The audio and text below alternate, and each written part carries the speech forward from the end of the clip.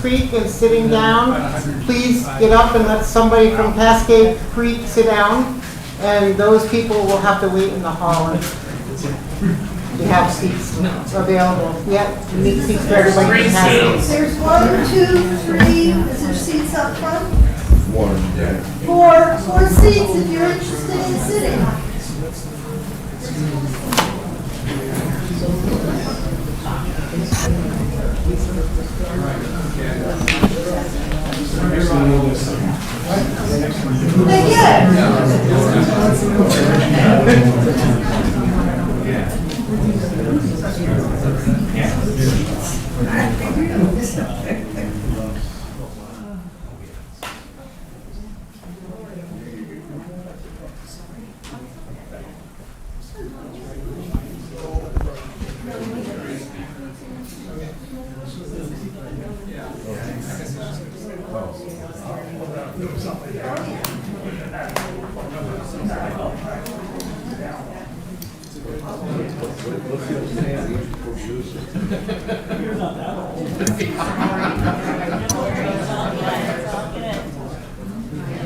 Victoria. Hi. Long time no see. Happy New Year. Happy New Year. Where am I? There? Middle, No, kind of. Middle, next to the kind of. phone. Right there in front of you. Yep. Yep. 5, you're next. Right next to Nina.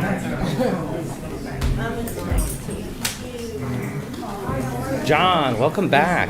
Thanks. Thank you. I wasn't paying attention. Still playing musical chairs in front of me. Nice to see you. Thank you. Big crowd tonight. Here we are. Am I right, Chair? I think so. Good enough. Well, this is a early meeting. It'll be great. All right. 7 o'clock. Good evening, ladies and gentlemen. Welcome to the planning board meeting of Town of Armenia. Starting here at 7 p.m. Please rise for a pledge. Pledge allegiance to the flag of the United States of America and to the republic for which it stands, one nation, under God, indivisible, with liberty and justice for all. If there's an emergency, the exit's out that way, go to the left, get out of the building. That's the way that works, okay? Real simple. We're gonna hold the regular meeting with the Cascade Creek subdivision. It's like a public comment session. And I'm gonna read a little opening letter to it, and this is how this is gonna work tonight, okay? Real simple. Tonight, we accept the public comment, the potential environmental impact of Cascade Creek subdivision projects. The State Environmental Review Act requires the planning board to consider whether the project will result in a significant adverse impact on the environment, which has been identified broadly to include the water, endangerment, and the threat of specific events to the community characters. We understand there's a lot of concern about the public, and this is the opportunity to alert us of the potential environmental issues. This is not the only opportunity for your comments. We will be in the public hearing on the subdivision plat once the project is further along. So basically, you're gonna be able to talk, and it's gonna be for a 3-minute time period, so forth like that. So after the public comment session, the planning board will be set all their comments under consideration along with the reports prepared by the applicant and the planning board on the conclusion of the evaluation, whether it's adopted to the positive declaration or the negative declaration. This applicant has hired a stenographer so that we can capture all the comments. Neither the planning board nor the applicant will respond directly to the comments tonight. We're asking everyone to wish to speak tonight adhere to the following rules. Recognized by myself, the chair, the person addressed the board will be asking a statement of their name and their address, but not required to do so. The time allotted to each speaker is 3 minutes. Once all persons wish to speak have spoken, any person wishing to speak the second time may do so after a maximum of 2 minutes. Comments must pertain to the planning board seeker review of this project. No member of the public is permitted to address the planning board during the meeting or public hearing unless recognized by the chair. All persons speaking will be given respect and conscience to return the exception of respect and the use of profound language is not tolerated and recommended that the voice conducted, including booming, hailing, clapping, etc. All personnel speaking to the board will consent of the chair shall address their remarks to the planning board, not to other members of the audience in this format or debate. So with that all being said, you're up, my man. All right. Well, it's good to see you all. Happy New Year. Hope it was all good for everyone here. Just going to provide a brief introduction on the project. My name is Peter Sander. I work with Rennie Engineering. We're the engineers that worked on designing this project for Hudson River Housing.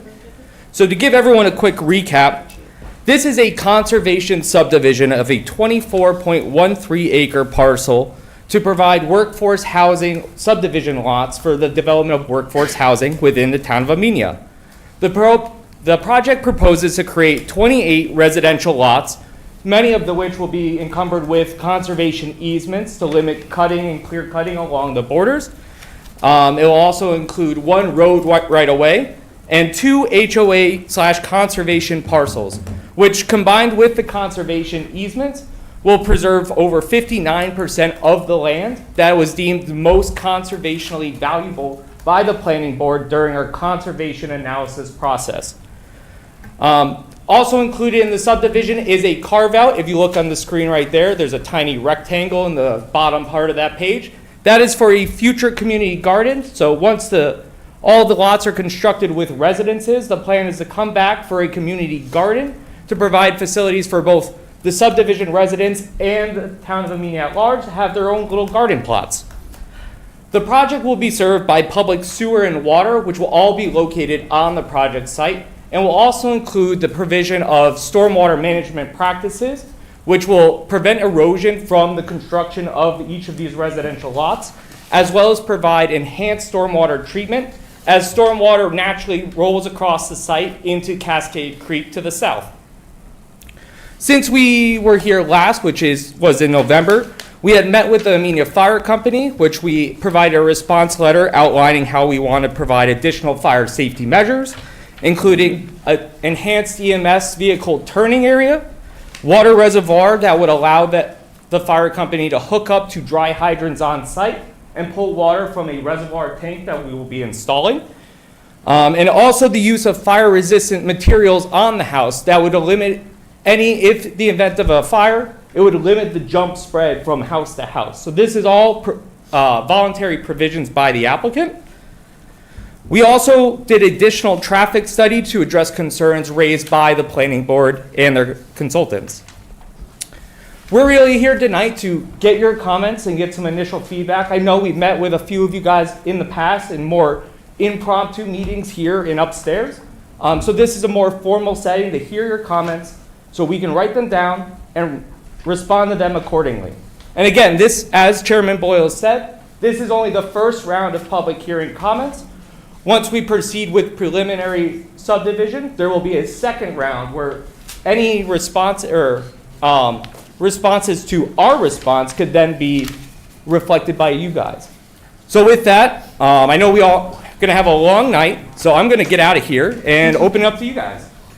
John, you have anything, sir? Mr. Chairman, I just want to reiterate, there is no action to be taken this evening. Correct.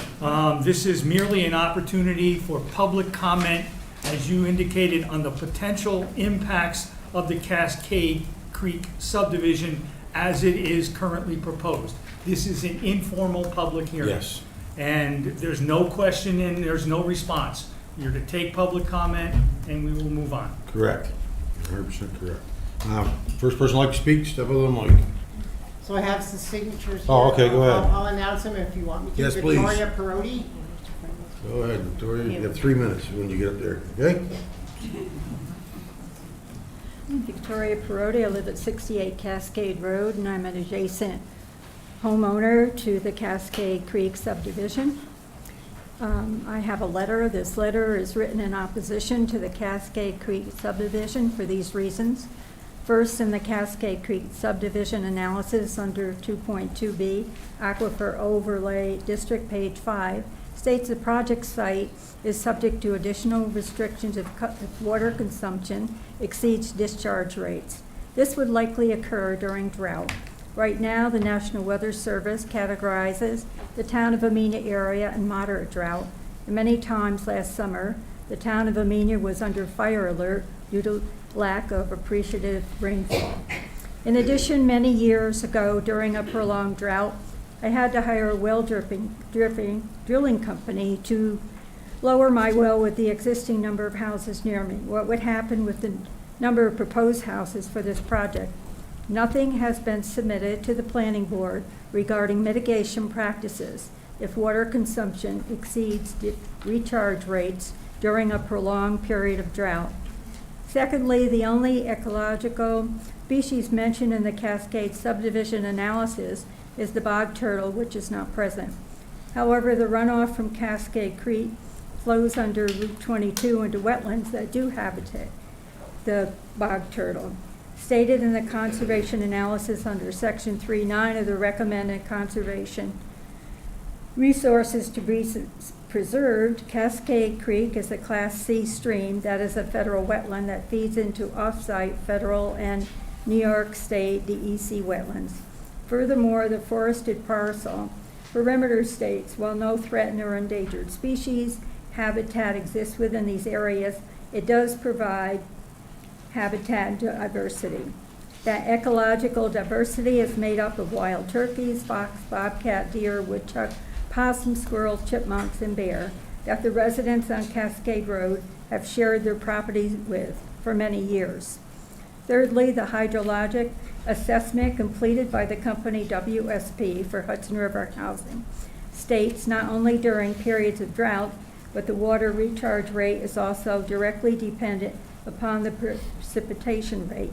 It also points out that its report is based on recharge amounts from a Poughkeepsie Climate Station 1991 through 2020 measurements, and notes that half the discharge is lost to evaporation and transpiration. The WSP report also points out, based on their analysis of the proposed subsurface sewage disposal system for the Cascade Creek subdivision, that it does not meet New York State DEC design requirements for both the conventional absorption field, being at least 2 feet above the seasonally high water table and at least 4 feet above bedrock or impervious strata. In summation, the Cascade Creek subdivision project does not provide mitigation plans for a prolonged drought, does not take into consideration the true amount of fauna near the federal wetland, and the proposed sewage system does not meet the New York State DEC standard requirements, and for these reasons should not be approved by the planning board. Thank you. Next, Judy. Is George Bestranson?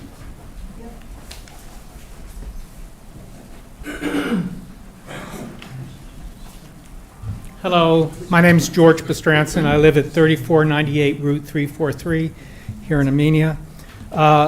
I guess all I would like to do, if I may, is pass out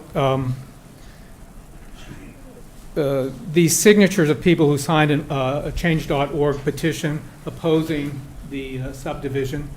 There are 204 names. I'm sure you'll recognize many of them.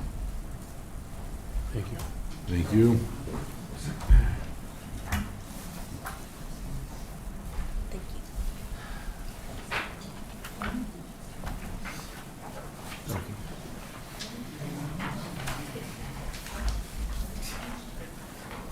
Thank you, George. Anything else, George? That's all I need. Okay.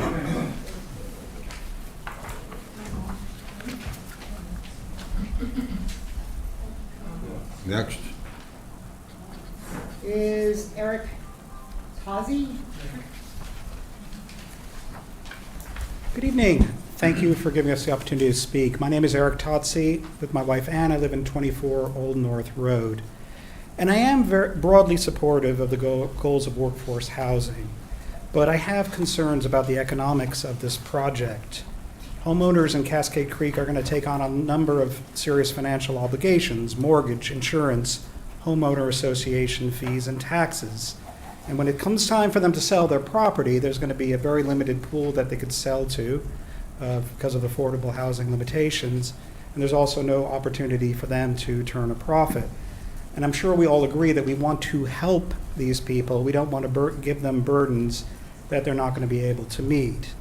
So I reviewed the AMI criteria in sections 121-42 of our code, and I have some following questions. One, what's the estimate of each homeowner's obligation with respect to insurance, taxes, and HOA fees?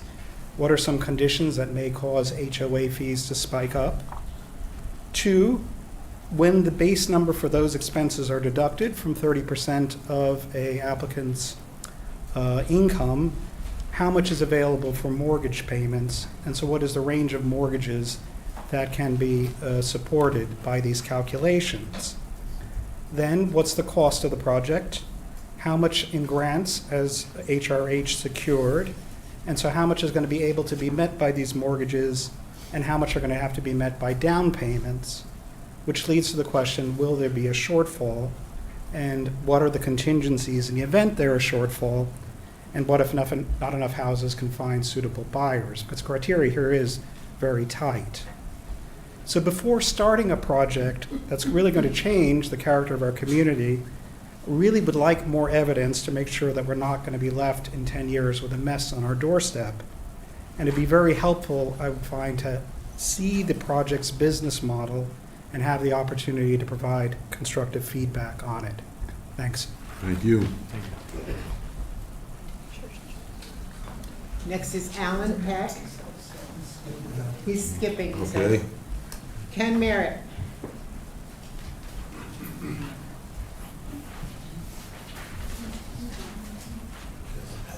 Sure, thank you.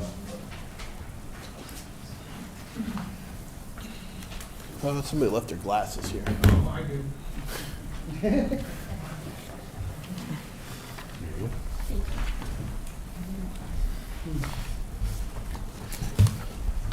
All right, here we go. So, been to every one of these meetings for the last year and have heard absolutely nothing but. I'm sorry, would you introduce yourself? Oh, sorry, Kenny Merritt, 60 Cascade Road. Heard absolutely nothing but a bunch of lies and manipulation from the applicant. They keep holding up the first page of the stuff I handed you guys. It's the comprehensive plan. They keep holding that up as if it's the Holy Bible and that everything on that has been built. To my knowledge, nothing there has been built at all. So let's continue that down the road with this.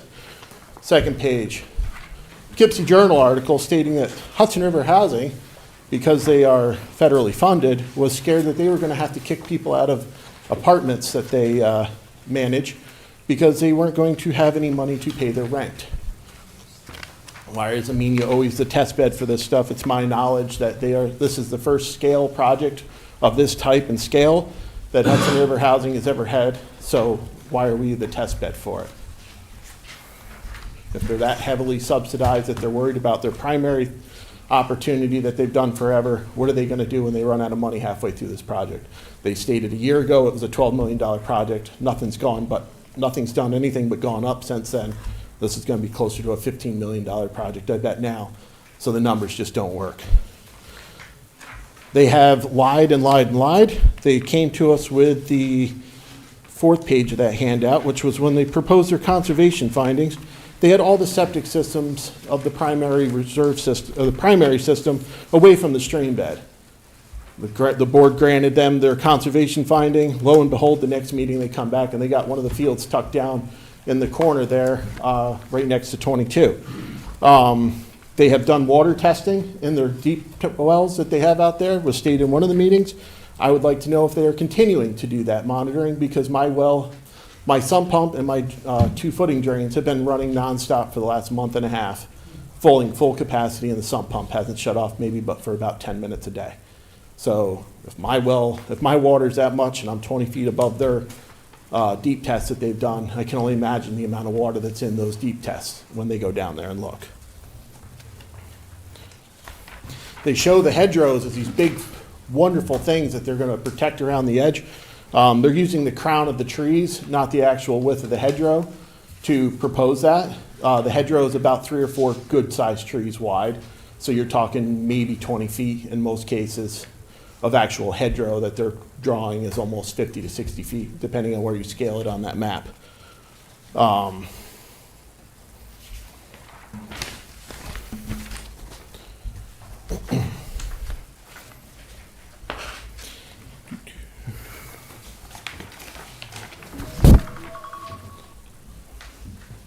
They keep saying that it's going to benefit the town of Amenia. I don't see how any of this is going to benefit a town of Amenia. They're not using any local workers, they're not using local supply houses, they're not using anything local to my knowledge from their application paperwork. The houses are coming out of Pennsylvania, the crew that's setting them is coming out of Poughkeepsie, so they're not using anybody local. And I gotta stop you, your 3 minutes are up, All right, no problem. okay? Anyone else? Judy? Yes. Kim Travis.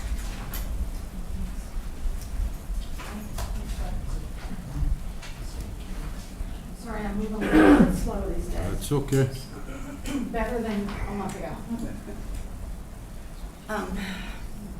Hi, everybody. I'm Kimberly Travis. I live at 235 Cascade Mountain Road. In addition to agreeing with Victoria on the environmental issues and also with this gentleman concerning the costs and all of that, this is a more personal statement. In HRH's proposal, they claim that the housing will in no way be visually counter the existing neighborhood. 28 houses on a small lot of land would mean 28 houses crammed together on less than a quarter of an acre each. If you drive through our neighborhood, you'll see that that is absolutely not what we have and not what we want.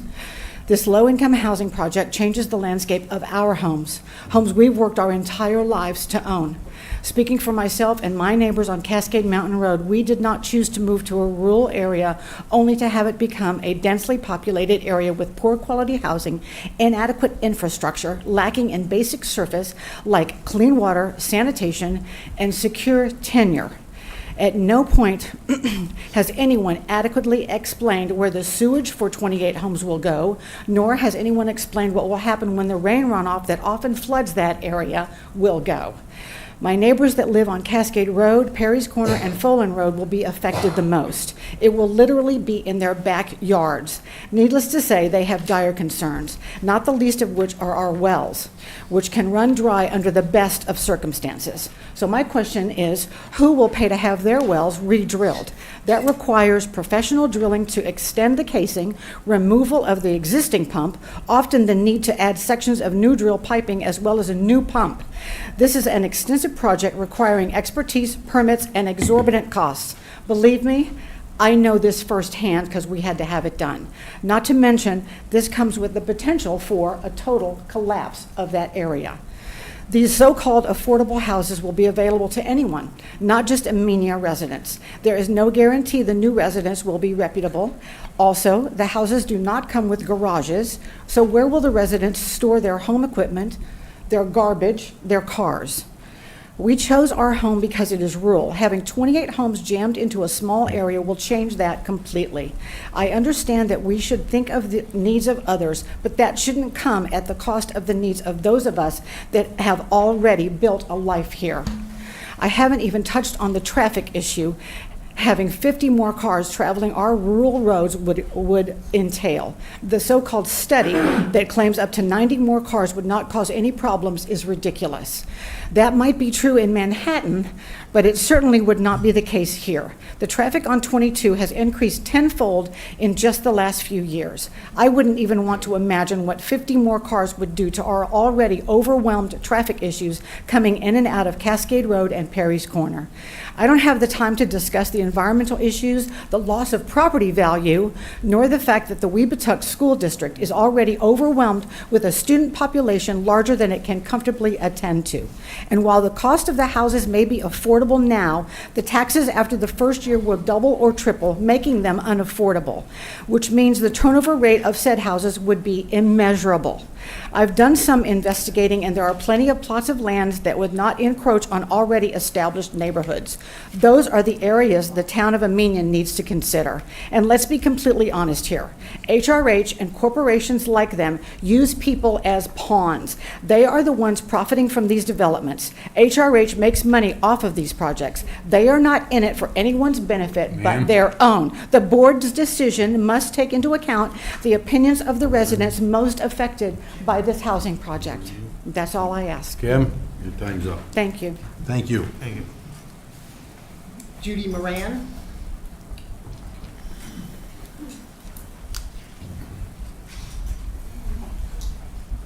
Okay, I have some comments. The one from Victoria about the SSDS, the subsurface sewer, the disposal system. It does say in Do there. you mind introducing yourself? Oh, I'm sorry. It's Judy Moran. I live on Route 44 in Amenia. The disposal system is the one that they submitted is not adequate. They will need to make modifications. I don't know if modifications have been made, but I don't see how anything can be approved until they actually submit one that will work and that will not perhaps change the parameters they've already supplied for their application. The traffic study that they had done states that the readings were done on June 24th to 25 in 2024, and it states that local schools were still in session. No, they weren't. Maplebrook School was closed. Weebatuck School, 7 to 12 were closed, and K through 6 were open for half a day. So the local schools were not open. I don't quite understand why they didn't check that out before they ran their study and said that. Their rates also state that they were done during a peak hour that generally matches a workday. The information that they provided saying what times of day the traffic was most dense from a residential home, 7 to 9 was fairly dense, but the highest rate of traffic from car traffic from those homes was between 2 o'clock and 6 o'clock. And of course, 2 o'clock is exactly when the schools start sending out their buses. I don't see how that could not have an impact. There's also 4 roads and 2 plazas that spill into Route 22 within half a mile of the proposed site. So I'd like to know whether anybody has done any study for that. They did a study right in front of theirs, 3 miles up the road and 3 miles down the road. I'd like to know for that corridor right near there what the traffic is. Let me see. Okay, it shows 28 houses scheduled to be completed within, concurrently with the water supply and the septic system. I don't see how that could possibly work, because if you have a problem after you start the water supply or the septic system, what do you do with the houses that are already built? 7 of them are supposed to be built first, then another 7, then another 7, then another 7. Meanwhile, those core Judy, requirements, I Sorry. talked too slow, sorry. Okay, that's all right. Next. Jennifer Jaffe?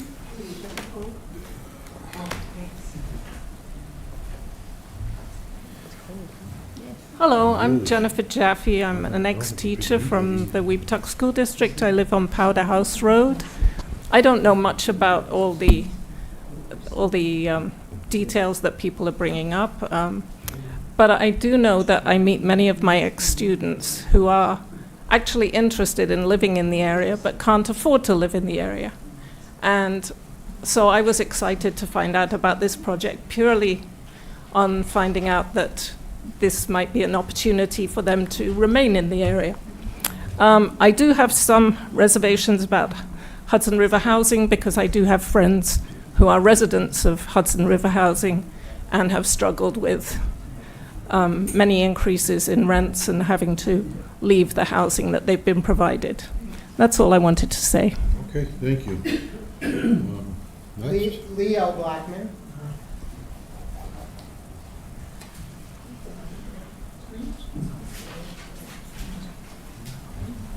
Leo Blackman, 74 Old Route 22, Amenia, well, Passaic, I'm sorry. I had a couple of things to say. The first is that I was the original chair of the Housing Board, and I've been working on this issue for 12 years. There's definitely a problem in Amenia of housing not being affordable. It got much worse after COVID, but it was pretty terrible to begin with. I think the statistics for people in Dutchess County who can't afford to live in Dutchess County on the salaries they make is close to 50%. So I think that the idea that we don't need this housing is a fallacy.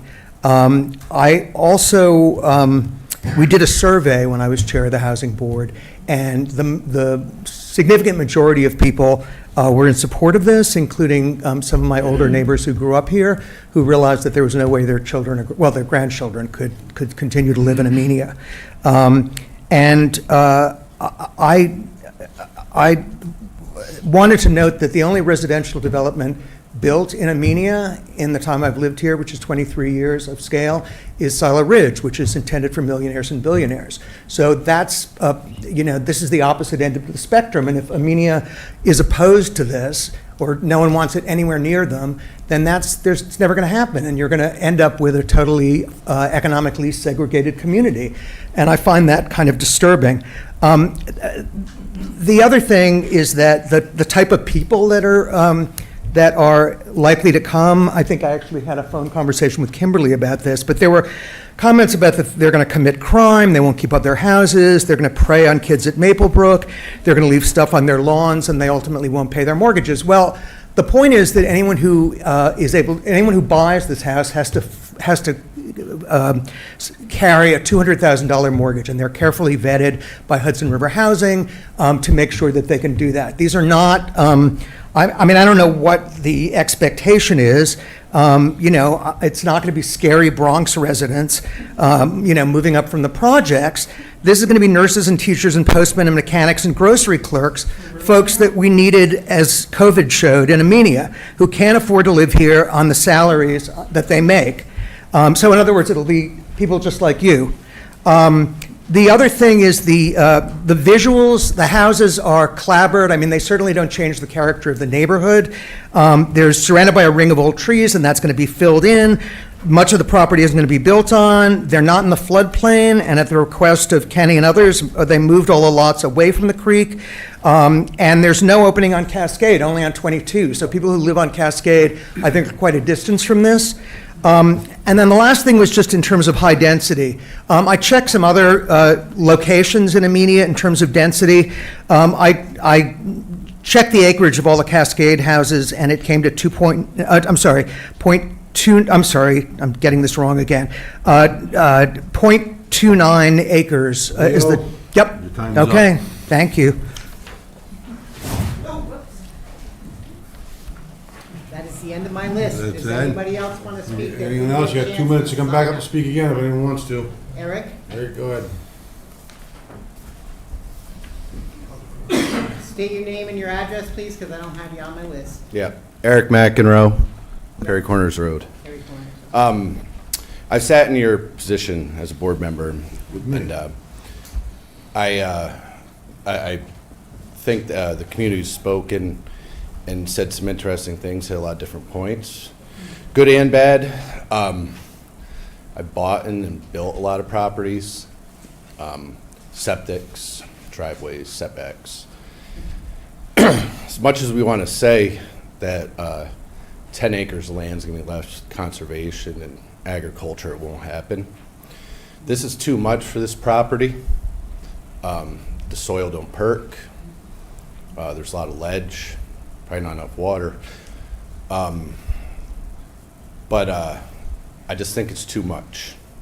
I'm for affordable housing. It's just too much for that parcel. Thank you. Anyone else?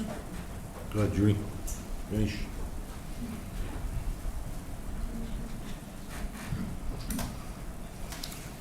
I'll talk faster. The housing law says that, the Town of Amenia law says the Housing Board will oversee every workforce housing project. and that they may, together with the town board, essentially hire somebody else to oversee it. So we're going to wind up paying to oversee this project. Haven't heard that from anybody so far. I would also like to know what information, if any, has been supplied about the homeowners association, which will be necessary in order to run the septic and water supply systems. And the other thing is, they talk about, as far as the water goes, that they anticipate 80% of any water drawn out of the ground will be recharged, so that they won't really be using that much water. How long does it take to recharge that 80%? I seriously doubt that it's every day it's going to recharge 80% of it back into the aquifer. So that's my comments. Thank you. Is there any other public comment?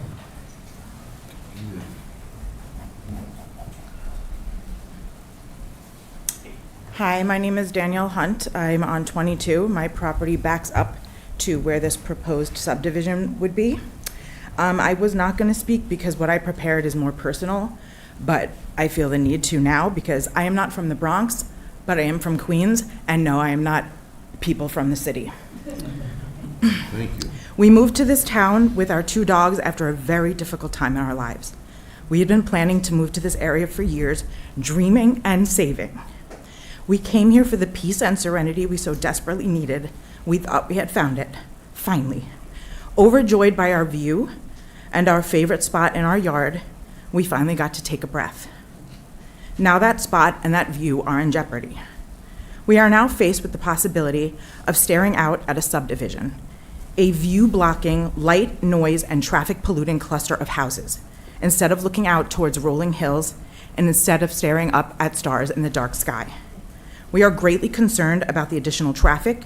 22 is already busy enough, and the loss of wildlife, deer, red fox, turtles, and frogs, to name a few. We now have the stress of worrying what sharing a property line with 28 to 30 houses will bring, a nightmare. We ask that you please do not pass this through. We ask that you truly, truly consider what this will do to our small town. Thank you. Thank you. Next. Go ahead, Ken. So the most important part that I didn't get to before, if you turn to that last page there of the thing, the actual only one color. So that is a zoomed out view of the Cascade Creek area. There are 1, 2, 3, 4, 5, 6, 7, 8 houses that are under half-acre lot on the west side of Cascade Road. The applicant keeps saying that these houses here will be very similar to every other development in this area. As you can see, there's 5 houses that are under an acre, and those were all built before 1970. So obviously the town learned at some point and said, oh, we need to back off the brakes here a little bit and make the acreage a little bigger. Also, this whole process has been a little bit wonky. We were told in one meeting that we had with the housing board that Hudson River Housing was coming to a meeting and there wasn't anything we could do about it. Have a nice day. Thank you. Well, anyone else? Can someone ask in the hallway? Anyone all want to speak? There is one other thing I wanted to say, which is about the issue of density. I did a little looking on Dutchess County parcel access, and I saw that on Depot Hill, there are properties on less than a quarter of an acre, about a third of an acre, and Midway has something that's at 0.12 of an acre, 0.13, 0.23, 0.29, and Prospect has houses on 0.28 acres, 0.29 acres, 0.12, 0.24. I also looked at Silo just for comparison, because on Peregrine Drive, there are houses that are on 0.28, 0.25, 0.25, 0.25, 0.26, 0.27 acres, and at Eagle Pass, they're on, which is another location nearby, 0.28, 0.24, 0.24, 0.27. Again, I think it's just really interesting that people are focused on density, but they don't seem to have a problem if, again, it's density for millionaires. It just seems really hypocritical to get hysterical about density when there are neighborhoods right around that have density that is the same as this. I also grew up in a neighborhood that had quarter-acre lots, which were built for GIs returning from World War II. And that's sort of the idea, is that there was subsidized housing at a certain point, and those people couldn't afford to live here. So, thank you.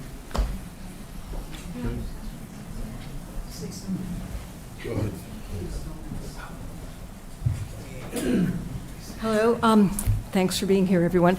My name is Gay Priest. I live on Bog Hollow, wonderful Bog Hollow. Someone just said that the housing board, and I'm a member of the housing board, and someone just said that we're Hudson River Housing is coming here and there's nothing that you can do about it. Well, that's not true. That is absolutely not true. All of Dutchess County is cared for by Hudson River Housing. The county, the city, the states, this whole country needs affordable housing. And we are trying to do something about it. The housing board is trying to talk to everybody. We've held informative lectures for people to come and talk, and actually Kenny has come to all of them. We've done our part. I am for this project, maybe with a few changes, but absolutely for it. And I think Hudson River Housing is one developer. Find another developer to build your affordable housing in this community. Kent, Sharon, Salisbury, Cornwall, they all have affordable housing and senior housing. We have none of that here, none of it. So, yeah, and we need it. We need it. So, none of our kids, my kids can't afford to be here, and hardly any of your kids can afford to be here. So, we need to do something. And and these people, Hudson River Housing, they bought the land, or they're working with the owner of the land, and they're working with all the zoning regulations. So they have a right to build. Thank you. One moment. There's another gentleman coming up to speak. Good evening. My name's Anthony McEnone. I live in Millerton. This project affects me more so my children. As of today, Hudson River Housing has not contacted the Webutuck Central School District and seen if any additional enrollment, large quantities of students, would affect the school as a whole. Both of my children are currently in classes. One has 24 students in the entire grade, one has 22. You're putting 28 houses. Now, let's just say, statistically speaking, it's probably impossible, but every single house there has a 14-year-old. 14-year-olds, roughly a freshman in high school. So basically, in essence, you're going to double the school's enrollment for one grade, which they don't even know if the school can handle it or not because they haven't reached out to them.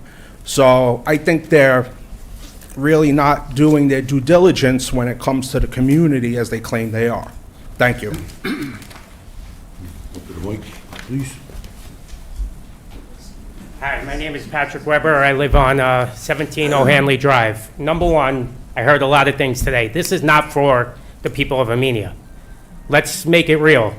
No one in Amenia, no one's kids, no one that works at Freshtown, Four Brothers, they're not going to afford these houses.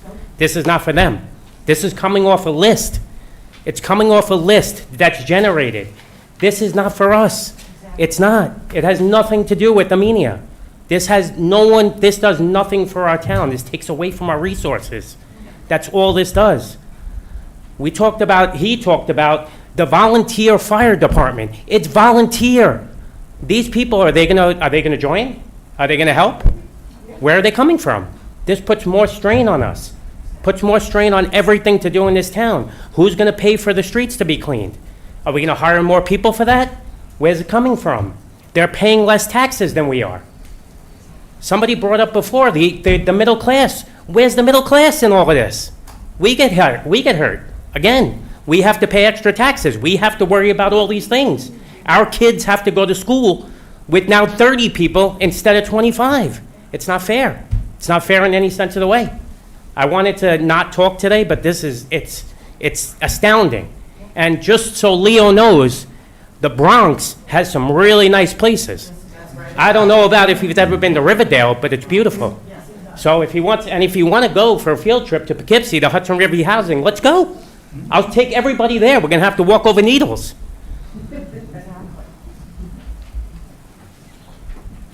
Is there anyone else like to speak? I just want to reiterate. Come to the mic, please. I also moved here from the city, and I, like you, my husband and I worked for decades so that we could find a place, a rural place where we would have some privacy and some silence and be able to actually see the stars. And let me be honest with you, I love the Bronx. I do. I'm a Yankee fan, okay?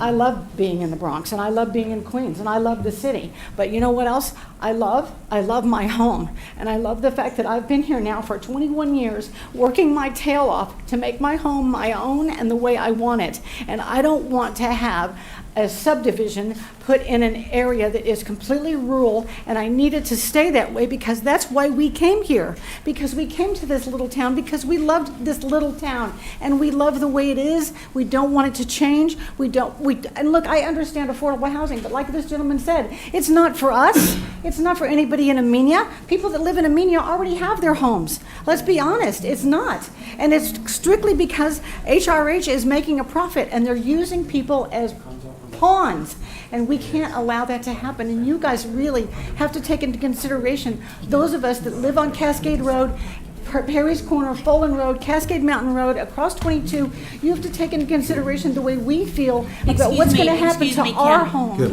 Can everyone give Kim the respect of paying attention to what she's saying? Sorry.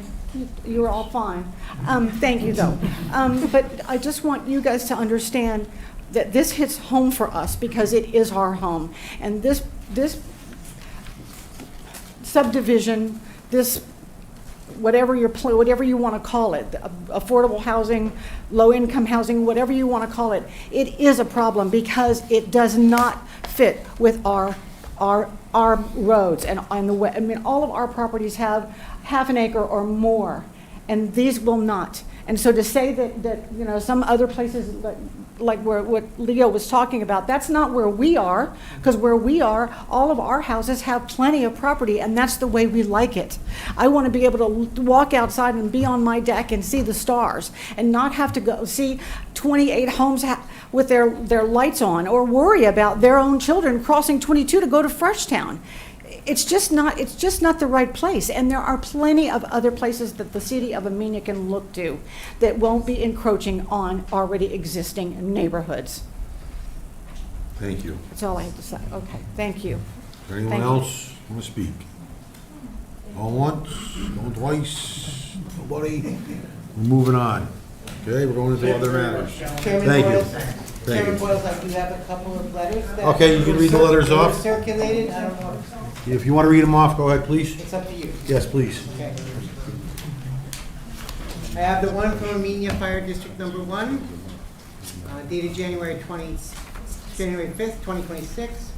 Dear members of the Amenia Planning Board, on behalf of the Amenia Fire District Number 1, the authority having jurisdiction, we are submitting the following fire protection requirements and requests for clarification regarding the proposed Cascade Creek subdivision.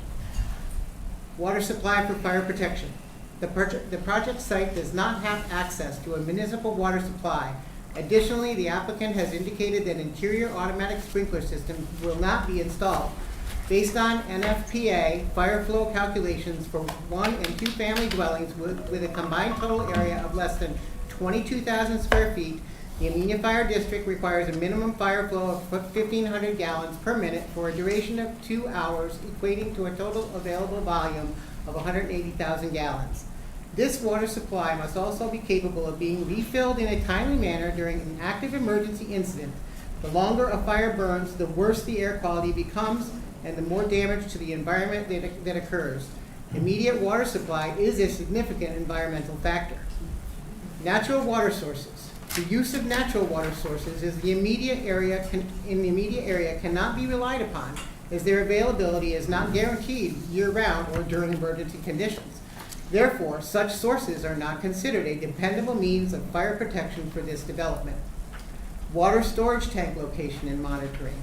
Any proposed underground water storage tanks shall be strategically located near each entrance to the subdivision to ensure efficient fire department access. In addition, all underground tanks must be equipped with a built-in water level alarm system that continuously allows for monitoring of available fire protection water. Fire apparatus access and turnaround. Fire apparatus turnarounds must extend deeper than 50 feet exclusive of the roadway. The Amenia Fire District recommends a minimum depth of 70 feet plus the full width of the road to ensure safe and effective maneuvering of fire apparatus. Winter road maintenance. Clarification is requested regarding responsibility for road maintenance during winter months, including snow removal and ice control. Specifically, we request confirmation as to whether this responsibility will fall under a homeowners association, the town of Amenia, or another entity. These items are critical to ensuring adequate fire protection and emergency response capabilities for the proposed development. The Amenia Fire District looks forward to reviewing the applicant's responses and any revised plans addressing the concerns outlined above. Respectfully submitted, Peter Deister, Chairman, Amenia Fire District Number 1, Board of Fire Commissioners. And I also have another letter that I received and circulated from Daniel Donnelly, who lives at, well, I know it's Old North Road, but I'm not seeing it here. My name is Daniel Donnelly, and I reside at 15 Old North Road here in Amenia. I submit this statement in favor of the Cascade Creek subdivision, consistent with the understanding to be explained. As you can tell from my address, I reside directly across the intended Cascade Creek subdivision, so whatever impact the subdivision will have on our town, I will experience daily and firsthand. That undeveloped field was in fact a major selling point back when I purchased my home in 2017. The field was extolled for its rural panorama, yet even then I knew that nothing lasts forever. The opposition to the proposed subdivision, as far as been expressed online in forums like Nextdoor and Facebook, gives the impression that there should be no development whatsoever in Amenia. 3 petitions currently circulated on change.org which oppose development at Cascade Creek at Depot Hill Road, Keenstud subdivision, and even a zoning waiver for the development of a single homestead on Waverly Ridge, to be Westerly Ridge.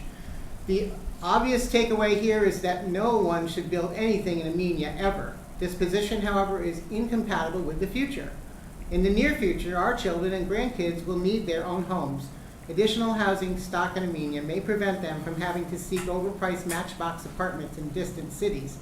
Though Cascade Creek subdivision's developer, Hudson River Housing, has submitted no marketing plan to documentation on file, from commentary in the planning board's minutes, my understanding is that Amenia residents will have some kind of preference or right of first refusal for the new houses.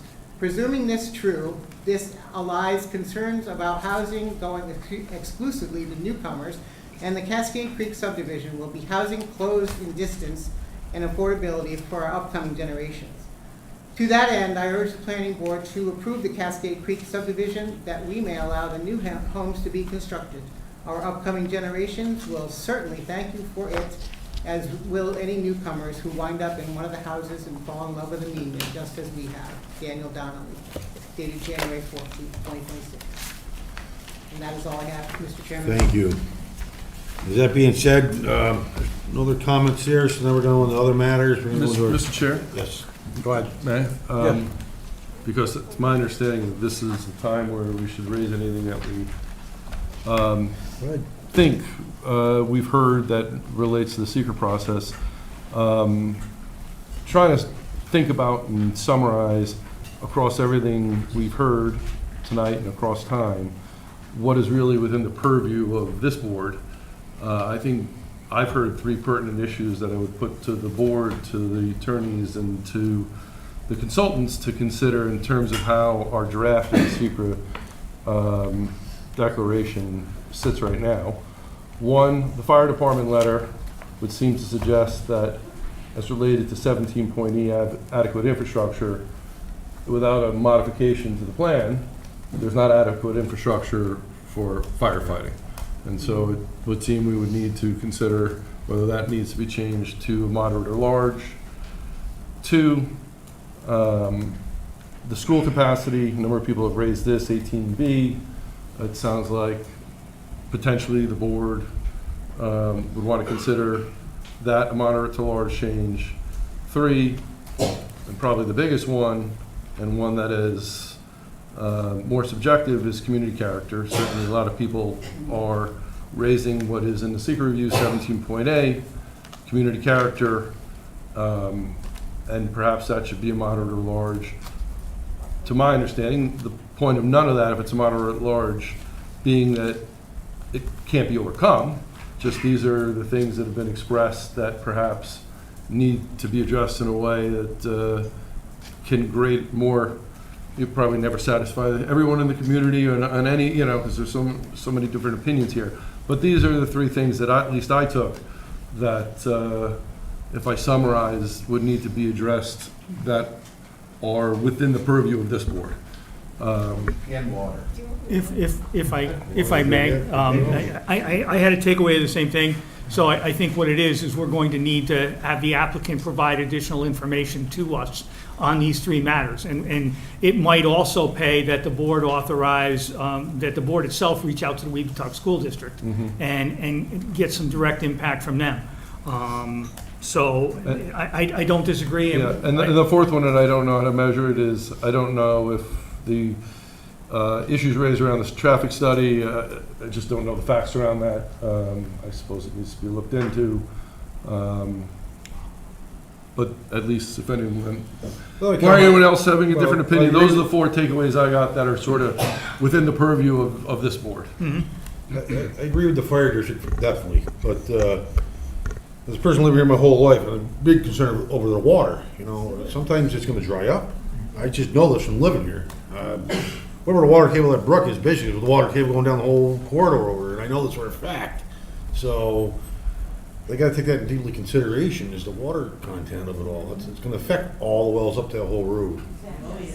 So I think where we are in the process is that this board at this point is considering all the potential environmental impacts. And so you heard from the public, and some potential impacts were identified. So now it's your job to decide the likelihood of those impacts, and if they are likely, are they going to be significant, not significant, and then can they be mitigated? And so some of the things that were raised tonight, you might not have enough information before you. So what the next step would be is that the applicants, they took very good notes of tonight's meeting. Yes, they did. And I think the onus is now on them to come back and address each of the concerns that they heard tonight. It might be as simple as saying, yes, we provided you this traffic study that shows there's not going to be an impact on peak traffic, see page 7, or they may have to reach out to Weebatuck School District and speak to the superintendent and get a letter that either says, we need more children, our enrollment's declining, or the letter could say, this could be an impact, and then we'll know what to do from there. And just for my own edification, I've asked this before, and the edification of the public.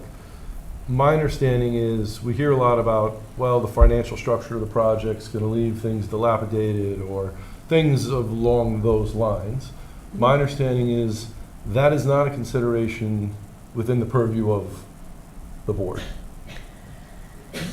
I mean, in general, we regulate the use, not the user. You can't control who's going to buy a house, and I can tell you, even in expensive places, you get neighbors that do things you don't like. And so I think it would be helpful to have more information on how they intend to market the project.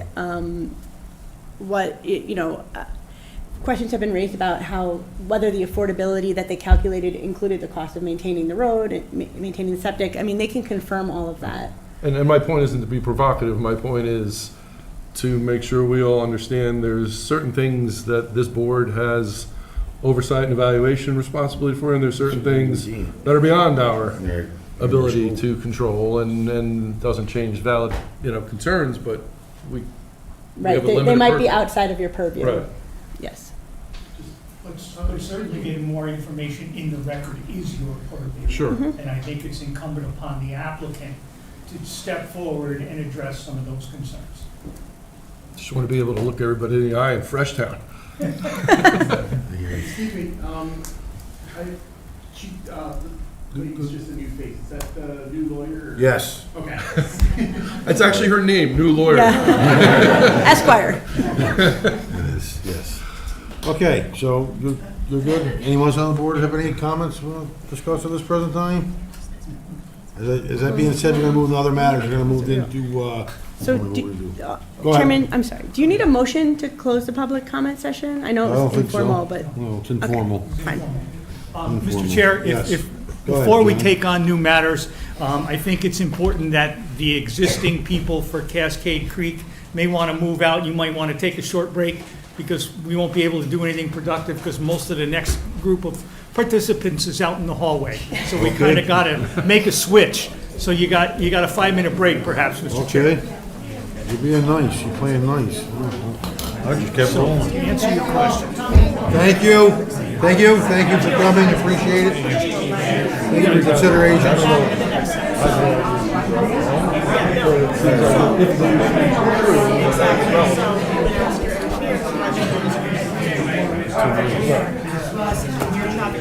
Welcome back, buddy. Can you, when we open up the regular meeting, introduce Victoria and Cassandra? Welcome.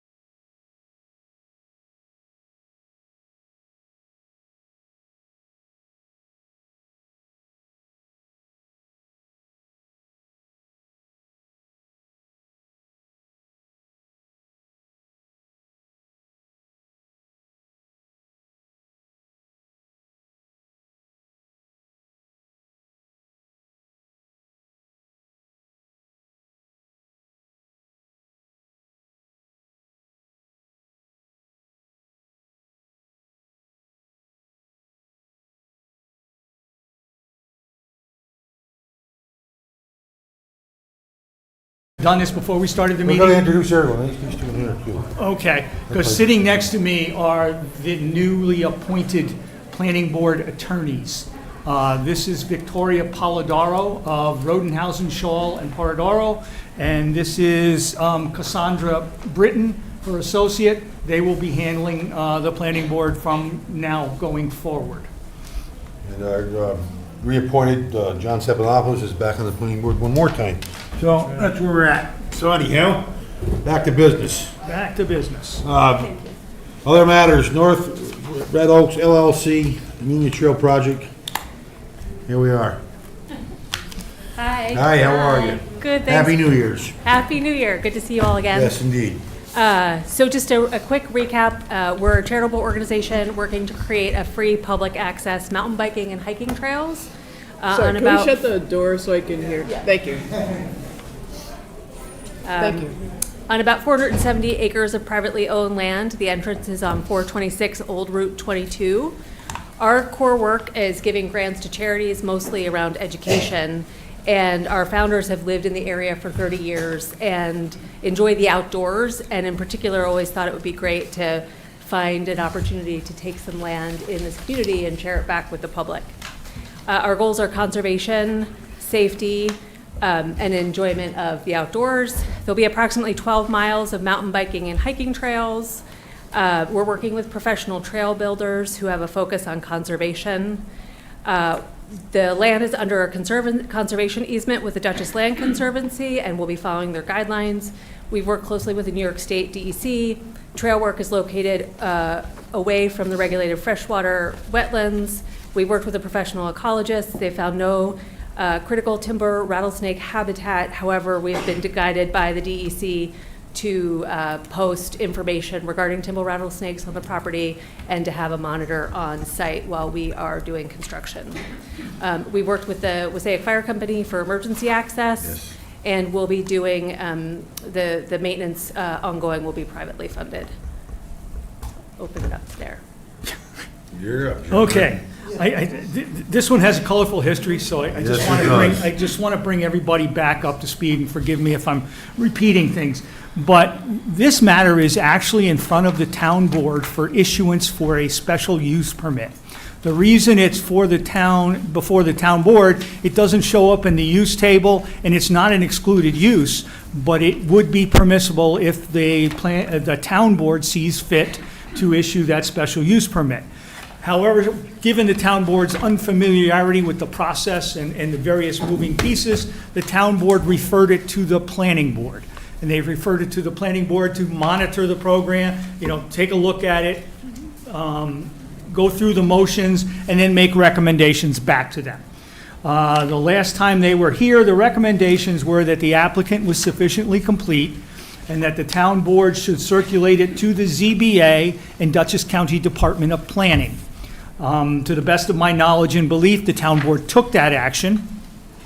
They did submit it to the ZBA, and they did submit it to the county. The ZBA reviewed and discussed the project, and they had some concerns, most of them relatively minor and pretty much already built into the process. But what they did is they referred their minutes back to the town board, and they asked that the board accept their minutes as their comments on the project. Dutchess County Department of Planning and Development issued their response, and it's identified as a matter of local concern with no comments provided. The other thing is, if you remember, you didn't recommend yet that the town board conduct a public hearing because there was a couple issues that were still out there. The first and foremost was the fire district. I think they've worked marvelously with the fire district, and my understanding is that's pretty much resolved, and you're all on the same page. And that is embodied in their last application. The next issue had to deal with endangered species, and they finally were able to get their consultant out to do an endangered species study. He prepared a report, had some initial discussions with DEC. They came up with a recommendation for a rattlesnake education and so on and so forth program. We were waiting to hear from DEC. They finally did receive a response from DEC. DEC concurs with the findings of their consultant, and as long as they incorporate the DEC recommendations as embodied in their letter and their consultant's letter in their final project, DEC believes there should be no impacts on the endangered species. The other issue was, if you recall, there's an easement a New York State electric and gas easement that runs across the property. They proposed to cross it on multiple locations. The easement documents are somewhat silent on that, so they have been working with New York State Electric and Gas to get permission for those crossings. And if it's my understanding, and correct me if I'm wrong, that NYSEG has basically said, we'll give you one, we realize you want three, but we got to do a little bit more work for three. So I think the project proponents will tell you that if all else failed and they only had one, they could make it work. It might be a little, they might have to make some modifications, but the fact that they can cross the easement kind of puts that to bed. So here we are. I think basically what the application, provided they incorporate the most recent updates, could now be considered complete for the purposes of the town board holding a public hearing. I think it is also arguably complete for the purposes of making a seeker determination. So what the town board had asked is, since you are more familiar with that process, that you prepare whatever that determination would be. And in this case, I think the recommendation would be prepare a negative declaration to be submitted back to the town board for their consideration. And then lastly, it seems like everything's falling in place here, so it may not be premature to develop a resolution of special use permit approval and prepare the necessary special use findings, again, for town board consideration. So I think basically what we need tonight, the only thing you can really do is direct Amenia Trails to update their application and get that updated application in its completed form to the town board. And number two, I think a simple resolution from you folks back to the town board saying, providing you get that application as amended, it's now complete for the purposes of holding a public hearing if the town board so chose, and that you will proceed with authorizing the attorney and myself to craft the necessary documents that you would have available for next meeting and then forward to the town board. If that's... Any comment from the board at all? I just have a question. So so you will be preparing the documents for the town board to take an action? That has been the request from both the previous town board and their attorney. Okay. And I think that was outlined in the last memo you received from Mr. Van Cott. Okay. Any other comment from the town board? Or the town board, planning board? I have, just Go a ahead. question for the applicant. I think we got an email from you in December suggesting that the builder had a time frame concern. Are we still within that time frame? Yeah, our builder, we're working with a professional trail builder company that's in high demand, and so they would like to start the project in May. And so if we would like to get approval, assuming we get approval before then, so that they could start on time. Okay. So Yeah, what thank we need to do, I guess, right now is make a motion. We need a motion on the floor to authorize our attorney and our engineer to draw up the necessary paperwork to make this project go forward, to go to the town. I'll make that motion. Need a second? Second. All in favor? Aye, so carries then. Okay, I would ask you one other thing, is just to, a simple oral resolution that says the fact that the application as to be amended by the applicant is sufficient for the town board to consider conducting a public hearing. We'll get that up to them as soon as That'd be possible. Perfect. You need a motion to accept that, was just said? So moved. Need a second? I'll second. All in favor? Aye, so carries then. Okay, so we will work to that end, and I'll advise the town board go. attorney. Great. So hopefully by next meeting, you should be golden. So that next meeting being the 28th? 28th. Okay. All right, so we come back to you guys on January 28th? And then I don't know that you need to. So I don't think you need to come back to us, you should be going to the town. Okay. Because they should be taking care of that, and go right to the town. I think we have enough information in the interim. If there's something I need, I'll reach out to Josh. Okay. And I'm sure if Victoria needs Go right to something, the she'll town reach out board. to It should Anthony, be clear. and we'll get All it right. taken care of. Great, awesome. You're welcome, have a good day. Thank you. Good luck with the trail. I can't wait to have it and put it in use, hopefully it passes. Next up is Silo Ridge Core Condom Area Site Plan Amendments. Who's up next here?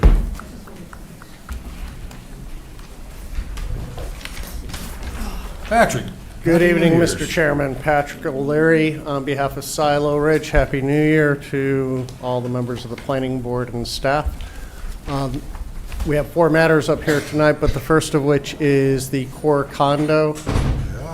We appeared before you, believe it was on November 12th, and I submitted a letter requesting direction on the various elements associated with modifications being proposed at Silo Ridge. Specifically, there were 3 areas. If you could go to there's one titled, if you go back to the directory. Right there. Thank you.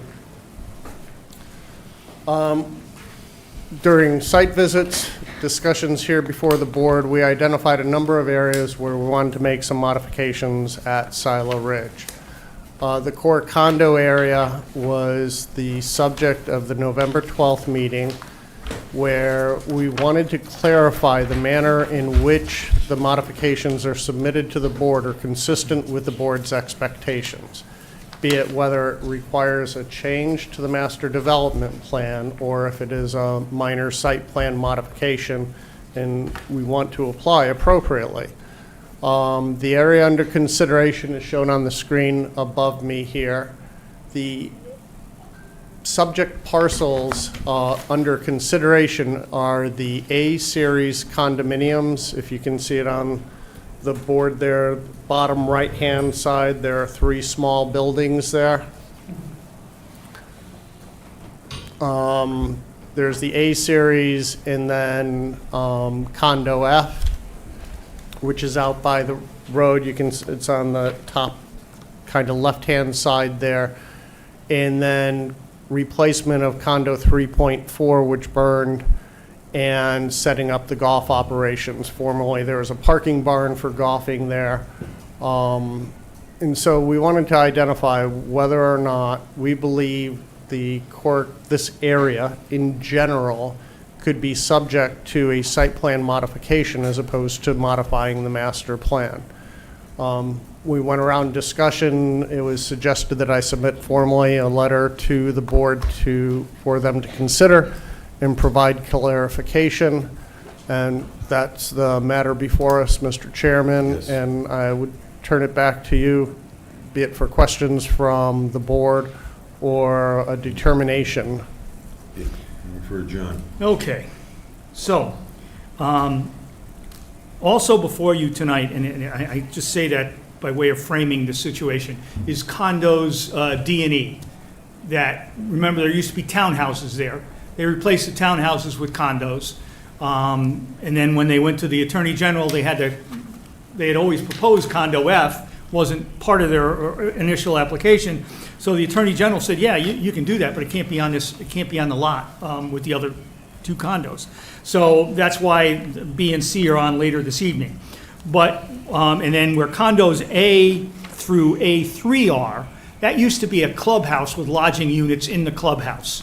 And for a lot of reasons, the family barn has evolved into something more than they expected, and that's pretty much it. And then the Ridge House, which is the house up on the hill where the golf kind of managed, has developed into something greater over time. And they found that they no longer needed the clubhouse portion where it was, and that it made more sense to bring in some additional residential units. And so and then the last one on this particular sheet is where they have condo 3-4. If you remember, there was a fire out there. That condo was substantially demolished.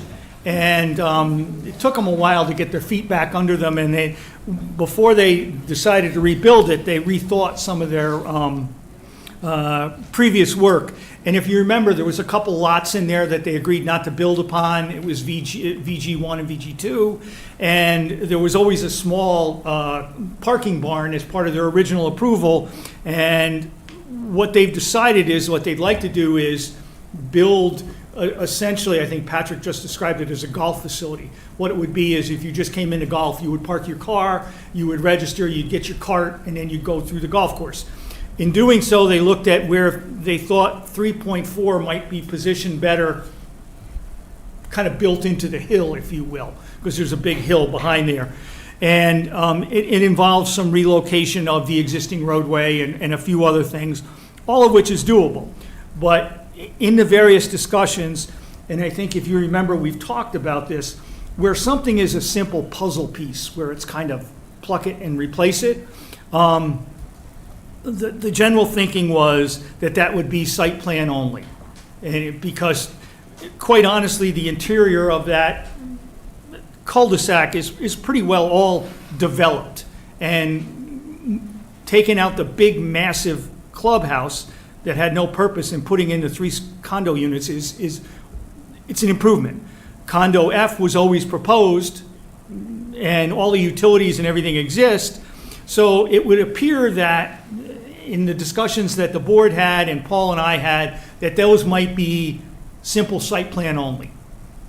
However, when you start to look at some of the other elements, the condo 3-4 switch with the golf parking area is a little bit bigger. And there was no development on that hillside as part of the original proposal. So this might be a worthy component for both site plan amendment and a master development plan amendment. Likewise, if you remember, they proposed a store and a little bit of a community gathering place as you come in on the right-hand side. That also would appear to involve a master development plan. And then lastly, they were proposing some improvements, and I don't think they show on this drawing, over by the community barn. They were going to make some modifications there. And I'm not sure what their level of involvement is, but because those 3 elements, condo 3.4, the store area, and the modifications over by the family barn seem to be a little more extensive than plucking a puzzle piece out and putting it back in. Those should be handled as part of a master plan development. We need to look at some of the seeker impacts and some of the other things to better manage it. And that the simple site plan amendment would be condo F, excuse me, and then the condo A triad in there. This is up for board discussion. My understanding from my discussions with Mr. O'Leary is they're looking for direction. Whatever way you want them to go, they're prepared to go. They would like to proceed immediately with the 2 puzzle pieces, condo F and condo A, et cetera, because they'd like to get those in the approval hopper so that when they finish construction on condos B, C, and D, they can move right into these. So, and then the rest of it would give them time to review the master plan and do some seeker work. They may add, subtract, multiply, and divide. I don't want to presume to speak for them, but that's where we kind of left it. That's why it's kind of fallen here, and I think that's what Patrick's looking from the board this evening, not to put words in your mouth. If I may, Mr. Chairman, the graphic above you, just to provide some context to this, that shows the original clubhouse and amenities that were proposed there. You can see it's a very, very large building. And if you look at the massing of that building there, and if you could go back to the first slide, I believe, that's being replaced by those three condominiums there. So the overall massing is smaller. There's more landscaping. And that's just a draft, so they're not going to be that linear. They're going to be changed in format. It was just a schematic so that you had some concept of the type of change that's occurring there. It's a significant reduction in square footage and impervious area that's going to be created by replacing that clubhouse and all those facilities, plus there were 5 units within the clubhouse itself, with the 3 series of condos there. The letter we sent in requested that condo A series F and 3.4 be considered for just a site plan modification. And the goal to get 3.4 in the golf operations in there, if you could go back to the earlier slide. The nice thing, if we can incorporate 3.4 in golf operations, that completes the core condo community. So if we can obtain the approvals for that, we build condo Series A, condo F, 3.4 golf operations, and the entire core condo is 100% complete at that point. And it's going to create, we have the village green in there, it's going, with the landscaping and the through passes, walking areas, it's going to create that kind of atmosphere that we had always wanted to create out there.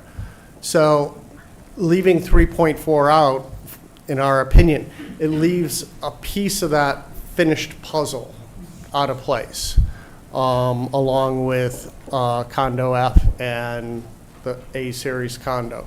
We know you have your own considerations and there's process and procedure, and we're here to ask you how you want us to approach it, and we're going to obviously comply with that, but we would respectfully request consideration of 3.4 so that we can finalize that, be 100% done, and move on. With that, Mr. Chairman, I'm happy to answer any questions or.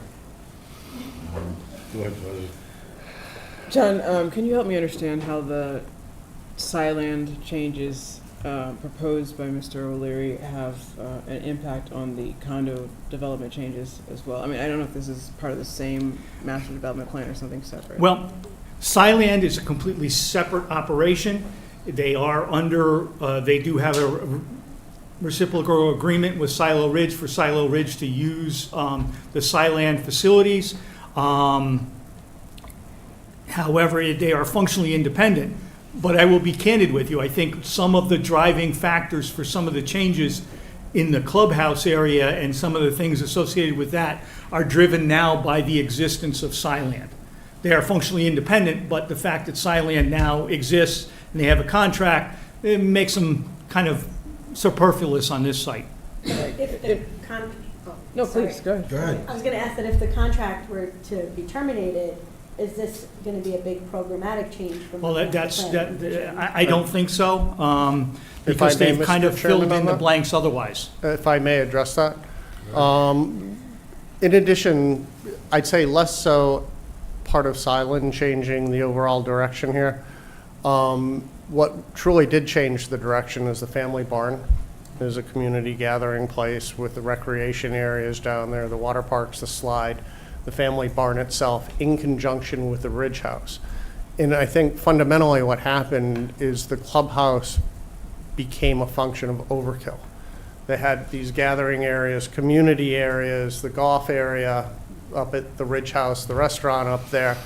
And as things evolved, they looked at the clubhouse and said, aside from the gym portion of it, which is, now kind of being part of Siland, aside from that one portion, the clubhouse didn't serve any function any longer. It had the 5 units in there, it had restaurants, it had, golf locker rooms, things of that nature. And it just was overkill that was not going to be used. So it just seemed more appropriate to help create the density here in the Village Green area, where it was intended to have this high-density park, walkways, and congregate area for housing in that area. So it's condominiums all the way around there in its entirety. Hopefully that provides some clarity on why the clubhouse. I didn't mean that it was the simple driving factor. It's just one of the things, because this thing it's now 10 years down the road. So, circumstances have changed. Yeah, absolutely, and I understand that. But as we consider whether there's a site plan change or a master plan change, are you saying we should not consider Siland when we think about the condo changes? It should be separate and apart. They're separate and distinct, and Okay. they're not related. And I think that, I think as Mr. O'Leary has indicated, I think there is a fairly good case to be made that the clubhouse, if Siland didn't exist today, the clubhouse is not where they would have put most of this stuff anyway. And that that's where the old Sagala clubhouse used to be, in part of that anyway. So I think they were trying to maintain, and I'm going way back because Sagala was the prior owner. So it was kind of like they were trying to kind of maybe provide homage to him, I don't know, but it's no longer, you know, because it was predominantly gathering spaces, flex spaces, but I'll let Jamie speak because he lives there, I don't know. I just want to separate trying to assess the programmatic change component from what I think your question is, which is, should these things be looked at holistically versus separately? And my discomfort with that is, as the only person who lives inside of Silo, I don't want to sit up here and presuppose that what you've just described is the view of everybody who lives inside of Silo Ridge, but I also don't know it's the purview of the planning board to be worried about programmatically whether something inside of a building is this or that. You know, I think your question is, there's a whole bunch of little changes, they come in two applications that are in two separate lots. Are we looking at all as one? I don't want to speak for you, but are we looking at them separately? I think you were not worried about what goes on inside of the four walls of one of these buildings. Like, is that? No, I was talking about the projects Exactly. holistically, that's correct. Yep. Yeah. Yeah. My comment Right. though with the programmatic is because when you look at a master plan, you look at it holistically and all the pieces have to work together. And so just questioning whether removing this would impact some other piece of the master plan. Meaning they'd have to build something else and make another amendment. Mm-hmm. Yeah, which is, I think, his answer.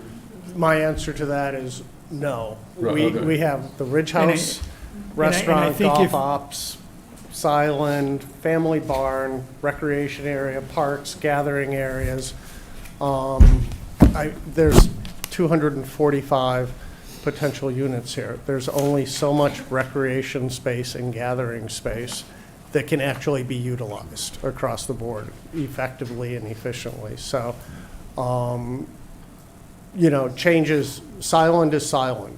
It's a recreation facility to the south of Silo Ridge. They have their agreement to use it, and that moves on. But internally to Silo itself, it's the opinion that the core condo area would be strengthened by condos A1, 2, and 3 in place of the clubhouse. It reduces the scope and scale. It was a very large building.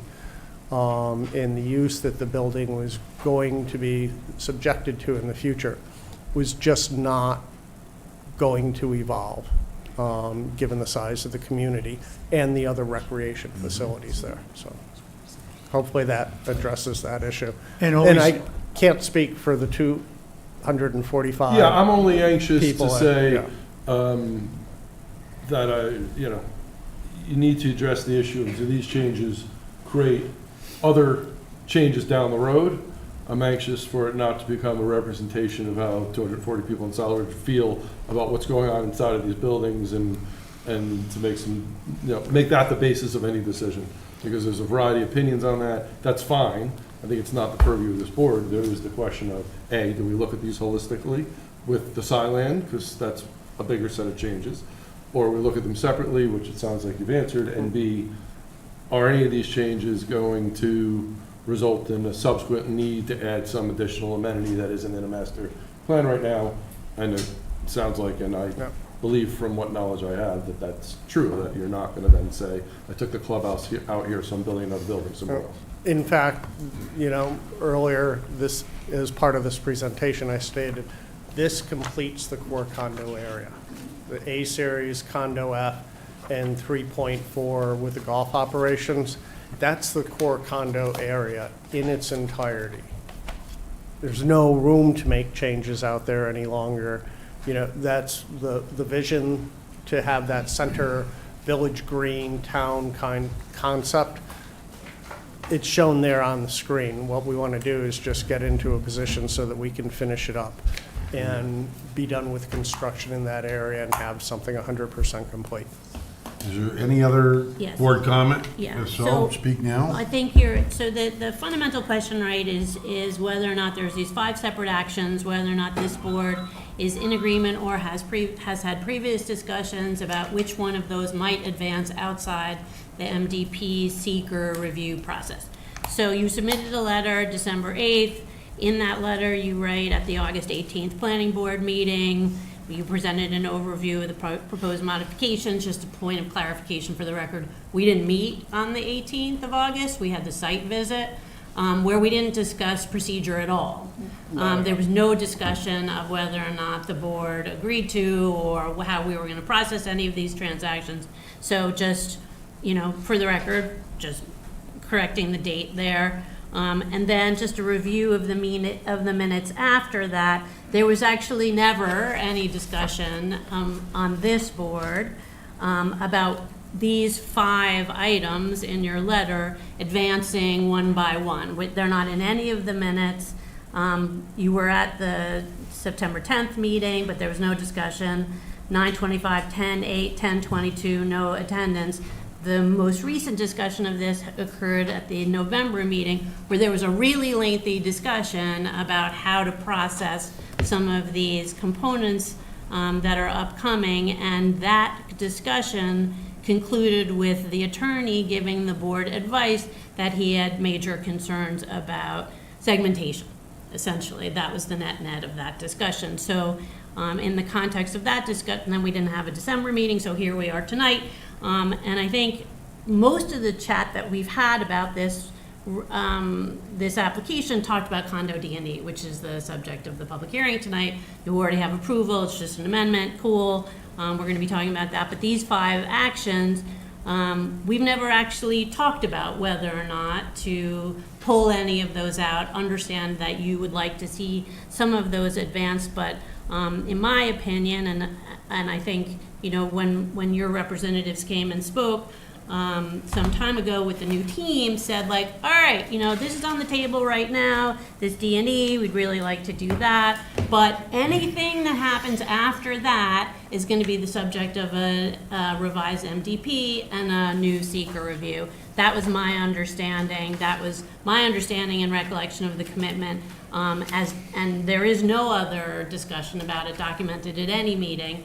So to answer your original question, it would be my opinion that D&E move forward, as is the subject of the public hearing tonight, but any of the 5 items that are listed on the December 8th letter be the subject of a revised MDP and a new seeker review.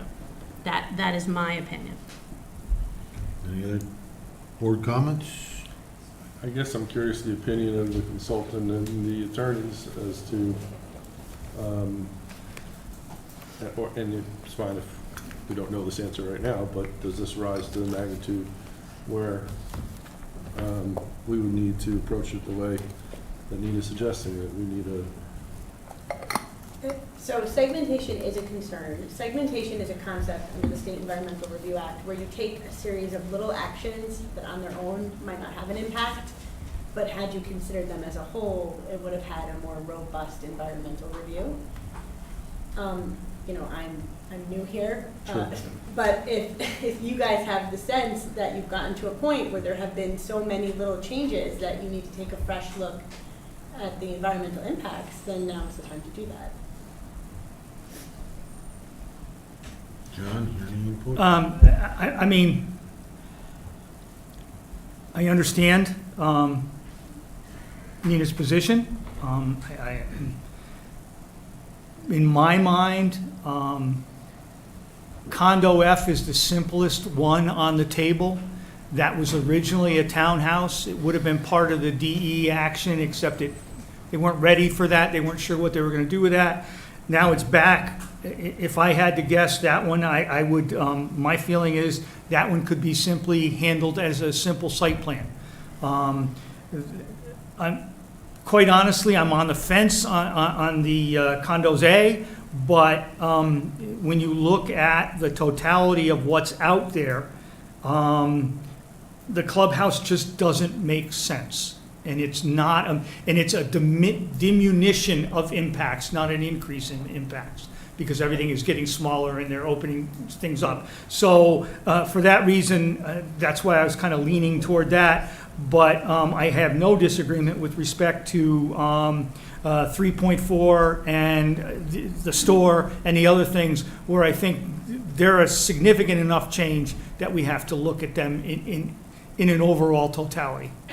Because there are still some things hanging out there that are not completely squared away yet, so I think we, those would at least be worthy of a more detailed review. That's my position, but I'll defer to the board. It's up to you folks.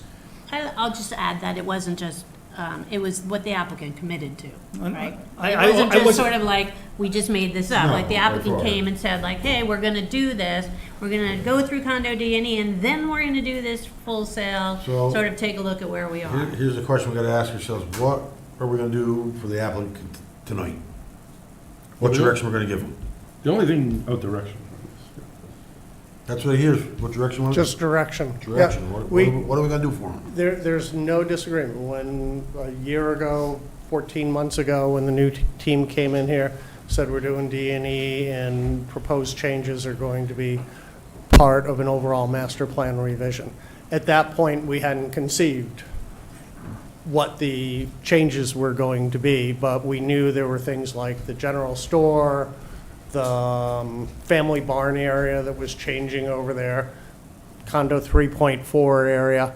We didn't know within the core condo area what kind of changes were going to be occurring. Once we identified what the changes were, we thought that it would be worthwhile to come back because the condo A series and condo F were very minor changes, reduction in overall impacts to the project. We thought it would be worthwhile to come back before the board to see if we could simplify the process. We know the master plan process for the other elements out there is going to be intensive, as it should be for the family barn area and the other changes being proposed.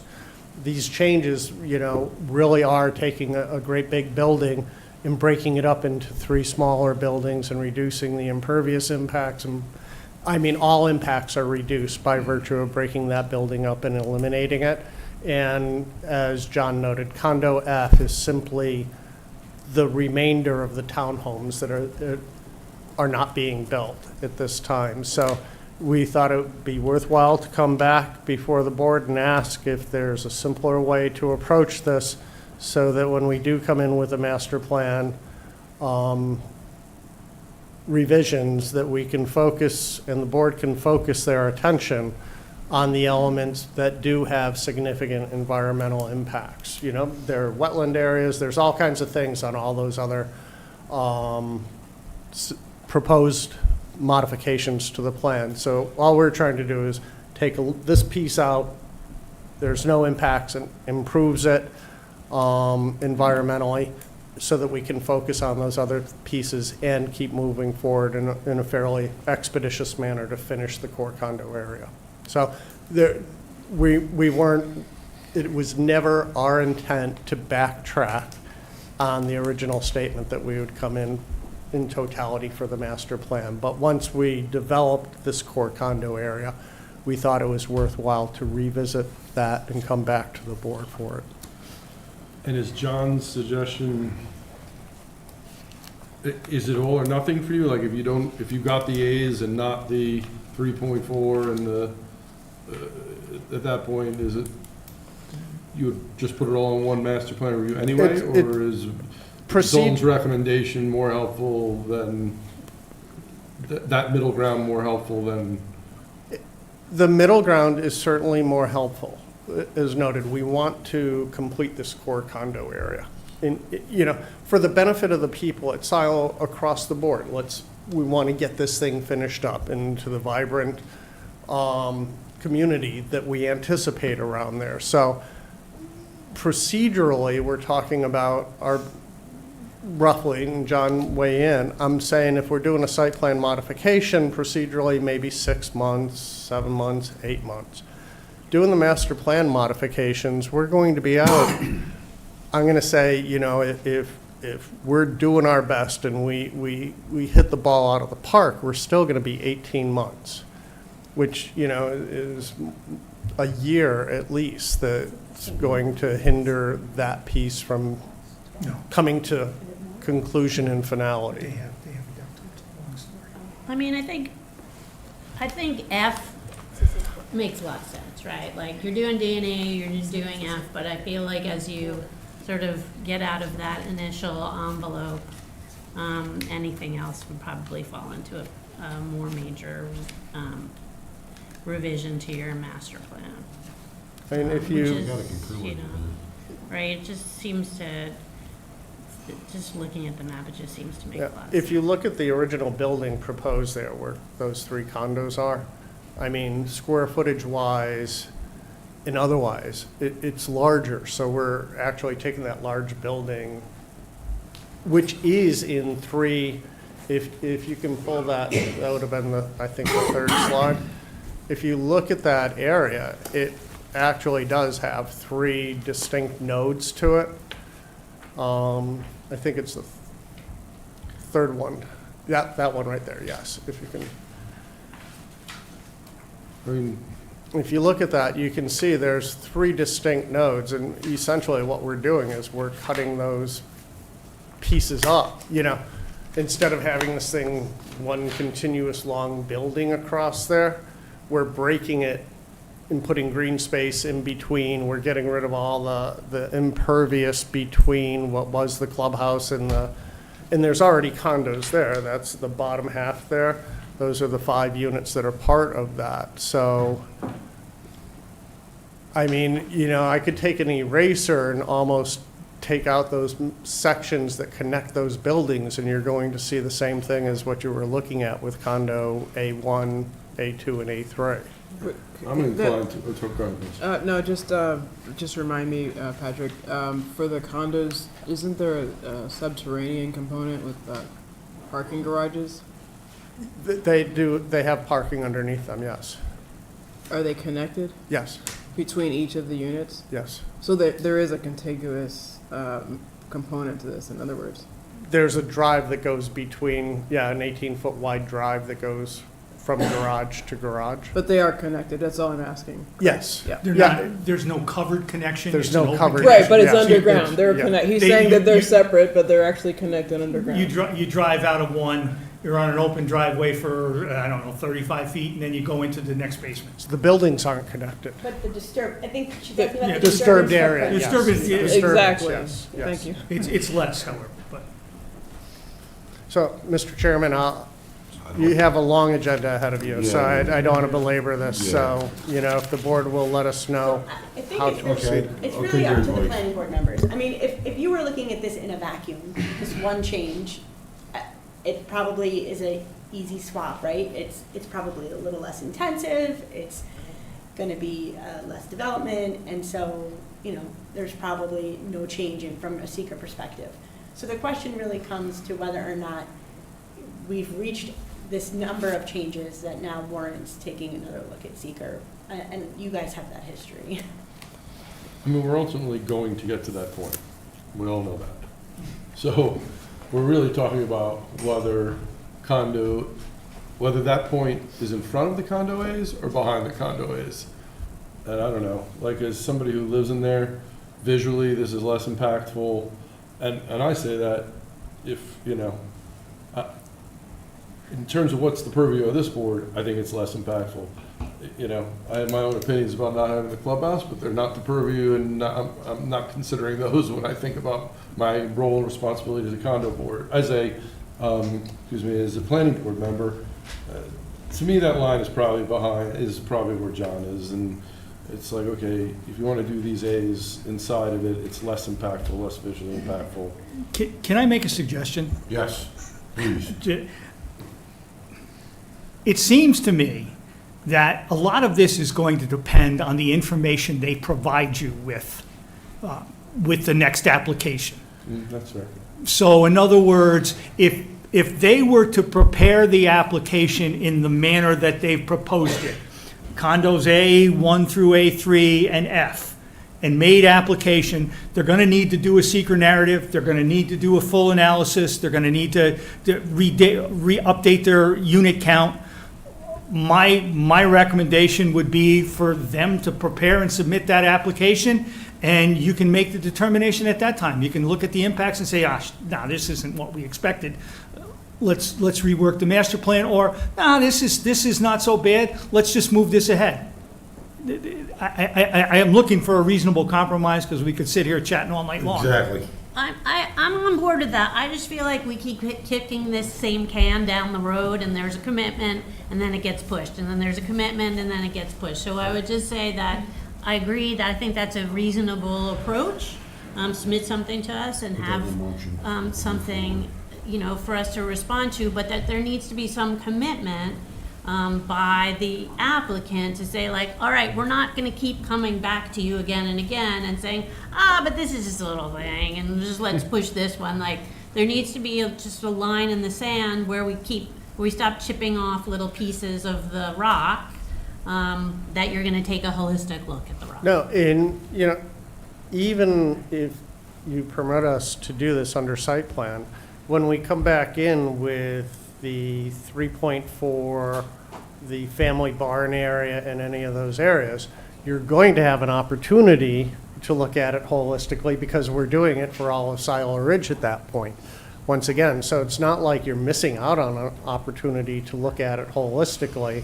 The only difference is going to be that we're going to be in a position to move ahead. This takes a tremendous amount of time. If you just see with condo D&E, we had to wait so we could come back and divide that one piece of land off before we can get through the AG. It's an excruciating process going through from a timing standpoint. So we're not trying to move anything or prevent you from looking at anything, because you can look at this when we come back with the master plan update, which we're going to be preparing simultaneously while we're doing the site plans. It's just by allowing us to do the condo A and the condo F, it allows us, it saves about a year, and possibly a year plus in finalizing and completing the core condo area. That's the only reason we deviated whatsoever in coming back here to ask. All the other, there's no discussion on the family barn area or those other changes. It needs comprehensive secret review, and we're absolutely on board with that.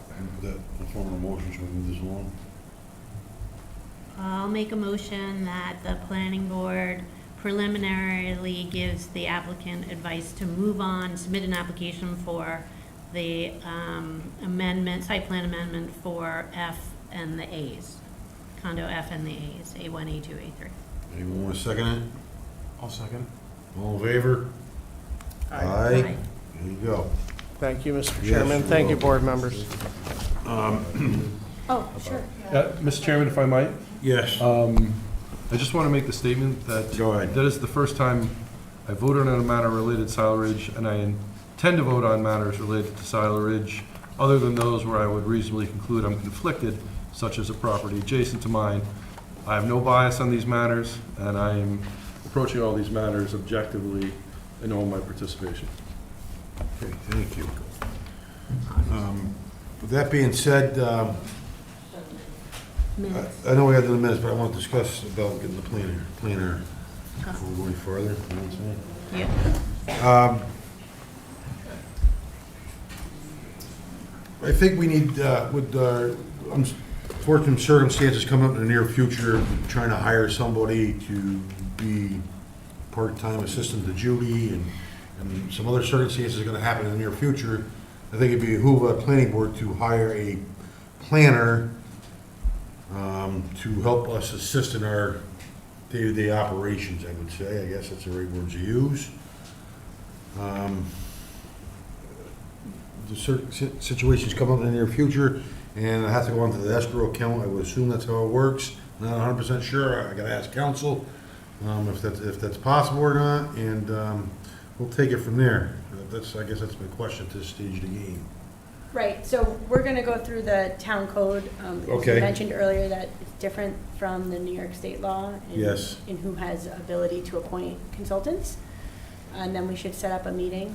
Okay, I we'll don't set know up if you with wanna the town- designate with the a town board board and member us, to and, talk to your liaison about Yes. hiring a consultant. Yes, okay, that's okay, that's perfect then, that sounds good to me. Okay. Roseanne, are you going to continue to be the liaison? Okay, perfect then, okay. Okay. That's one of our concerns, okay? So with that being said, we need the minutes for approval of 1/12/25 planning board minutes with any adjustments. need to I be made. submitted a couple of questions. Did you see those? Those were like just clarifications mostly for John. Judy, you have my comments, right? Yeah. To be honest with you, Anina, I didn't look at those. I focused on some of the other things that you submitted. I apologize. That's okay. Yes, this was a rather lengthy meeting for me. Yeah, just take a look. There was a couple of things that I was like, I don't think John said that, so Okay. just take a look. I will do that. With that being said, with the necessary amendments, we need to make a motion to accept the minutes. You might want to table until you. All right, we'll decide. table it then, that's fine. Later next month, that's good enough. Public hearing for Can we do one thing? Go ahead. Meeting dates for 2026, you had submitted an email about, Judy circulated the meeting dates for 2026. You had submitted an email about November 25th and December 23rd. I did that. That's correct. I think I did that. I think when I submitted it to the town board. To wait. To do remove what? the- They're off there. Oh, so just no only one meeting per month? In November and November and December. Okay. Thank you. Thank you. Thank Take it you. down. Sure.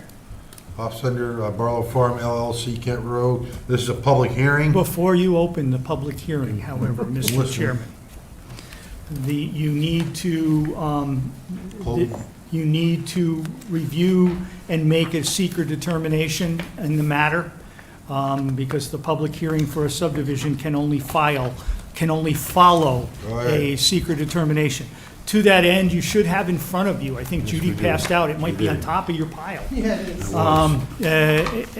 A part two, and I just want to, and a part three, It's one of these guys. The chart. Yeah, I've seen it here somewhere. I just want to refresh the board. Right. This is the project is a proposed minor two-lot subdivision with no physical improvements or changes involved. Merely a creation of a new lot from the larger lot. To that end, Part 2 was prepared, and in items 1 through 11, there was no impact identified. You're familiar with this subdivision, so I would submit to you that, based on this, that you can determine that the action will not result in any significant adverse environmental impacts, and basically consider that your negative declaration in this matter, subject to confirmation by council. Okay. I'll make that motion.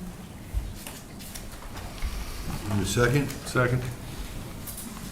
All in favor? Discussion, open for discussion? Any discussion? No discussion? Nope. You can just take a simple vote. Okay, roll call vote. Judy, you wanna roll off? Okay, John Stephanopoulos, I should abstain from this, I think. Robert Boyles Jr. Yes. Nina Peak. Yes. Yeah, Lizette. Yes, Ford, yes. And Jamie Vittio. Yes. Okay, here we go. Okay, you are now free to open the public hearing, All Mr. Chair. right, now we can open the public hearing now. Is there any public comment? Well, should I just recap? I'm the applicant here. I've done this before, but I propose to subdivide off about a 13.5 acre parcel on the east side of Kent Road to facilitate a new owner who can rehabilitate the historic farmhouse that's there. It needs work, and it needs an owner who wants to do something with it. So that's why I'm doing this. Okay. Any other public comment? Any other public comment? I'll ask one more time. Is there any other public Somebody comment? sign up for it. Is he still here? Anthony Grambino? Don't seem to be. Maybe signed the wrong list. He says he lives on 81 Kent Road, so I think. Could somebody, Patrick, would you Yeah, mind he's out asking there. outside if there's There's anyone that anyone. want to speak for that? His last name was. Grambino. Looks like Grambino. Or you can say anyone though on the.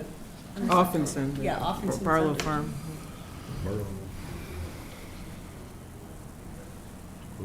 Quit the farm.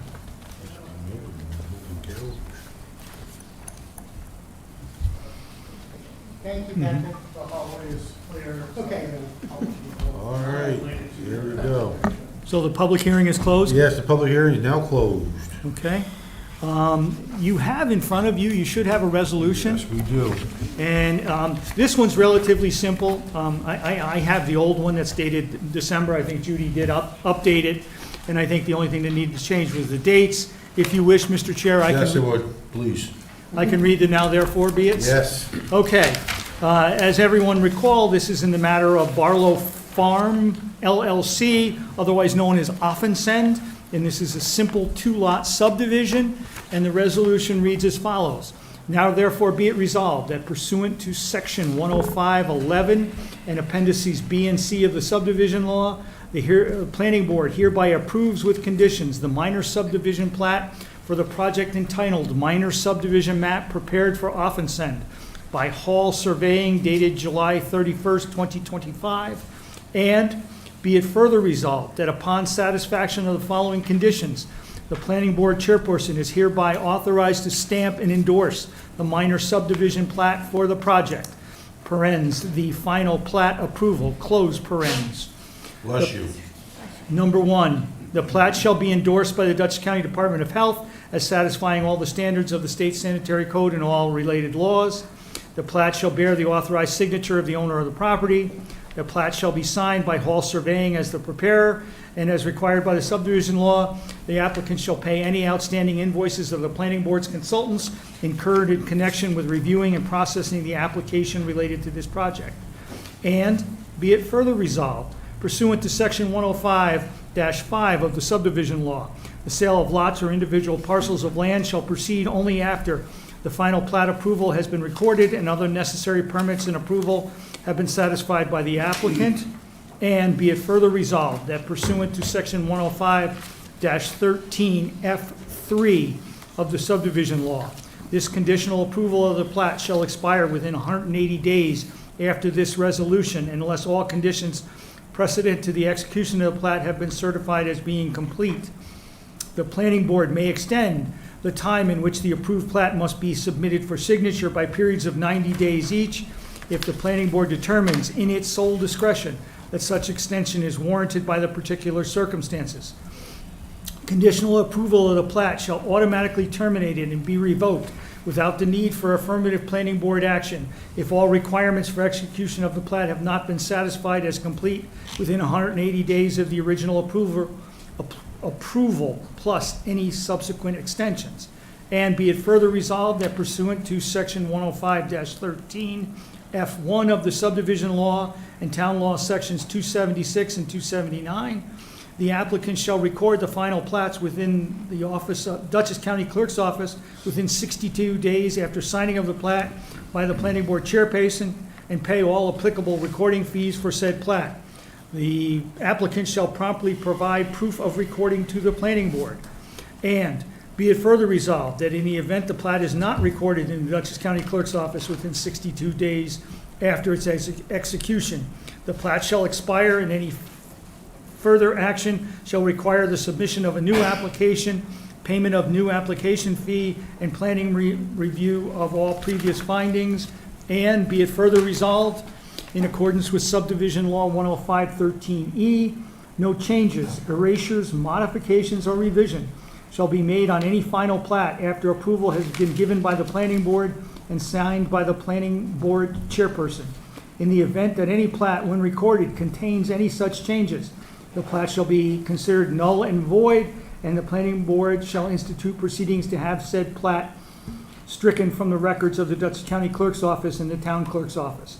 And be it further resolved that if any condition or part of this approval resolution is annulled by a court of competent jurisdiction, the remainder of this approval resolution shall remain in full force and effect. And be it further resolved, excuse me, that within 5 days of the date of this resolution, a copy of this resolution shall be filed in the office of the Town of Amenia Town Clerk, and a copy of this resolution shall be mailed to the applicant within that same 5-day period. And be it further resolved that this resolution shall take immediately. Motion, second, and then a roll call vote. Need a motion? I'll make that motion. Need a second? Second. Do the roll call, Judy, please. Foregoing resolution was voted upon with all members of the planning board voting as follows. Robert Boyle Jr., chairperson. Yes. Nina Peak, deputy chairperson. Yes. Lizette Bullock. Yes. James Walsh, absent. Walter Dietrich is no longer on the board. Kenneth Topolsky is absent. Jamie Vitiello Yes. and John Stephanopoulos. I'll abstain. Okay. Okay, you go, sir. Thank you very much. Thank I am cheering section. It's all good. Oh, wow. I usually get that kind of enthusiasm. No.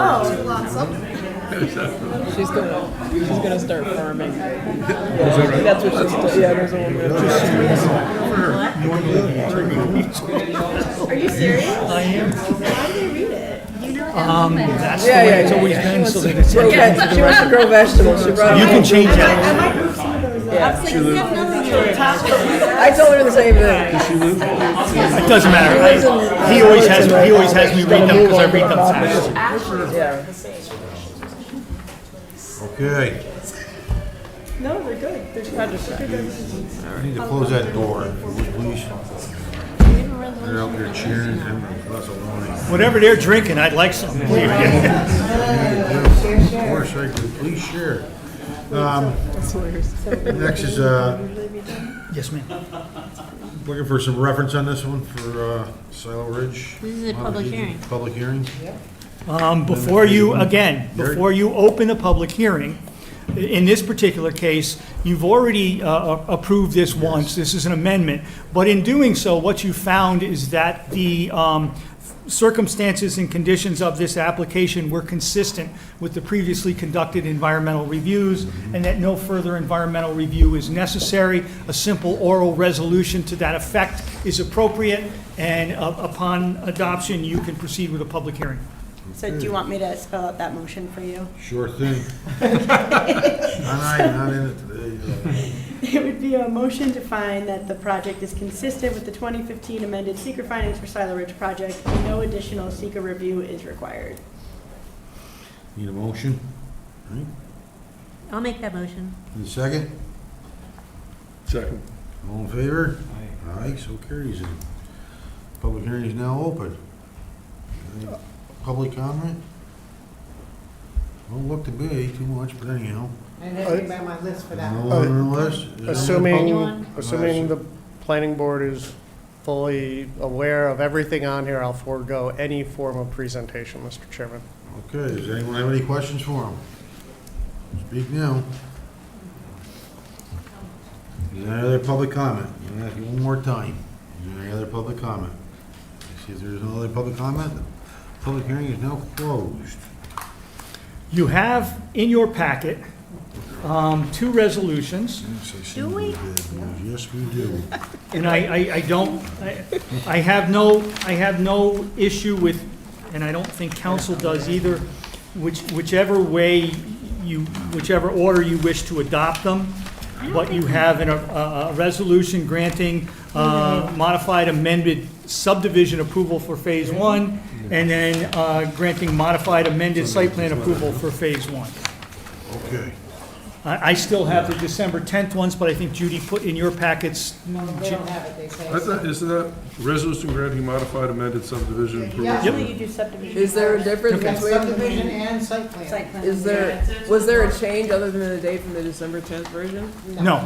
There were changes. There were because changes, but comments I submitted. wanted to talk to about some of those, because basically. It was like an amendment, it said it was an amendment to an amendment, instead of an amendment to the site plan.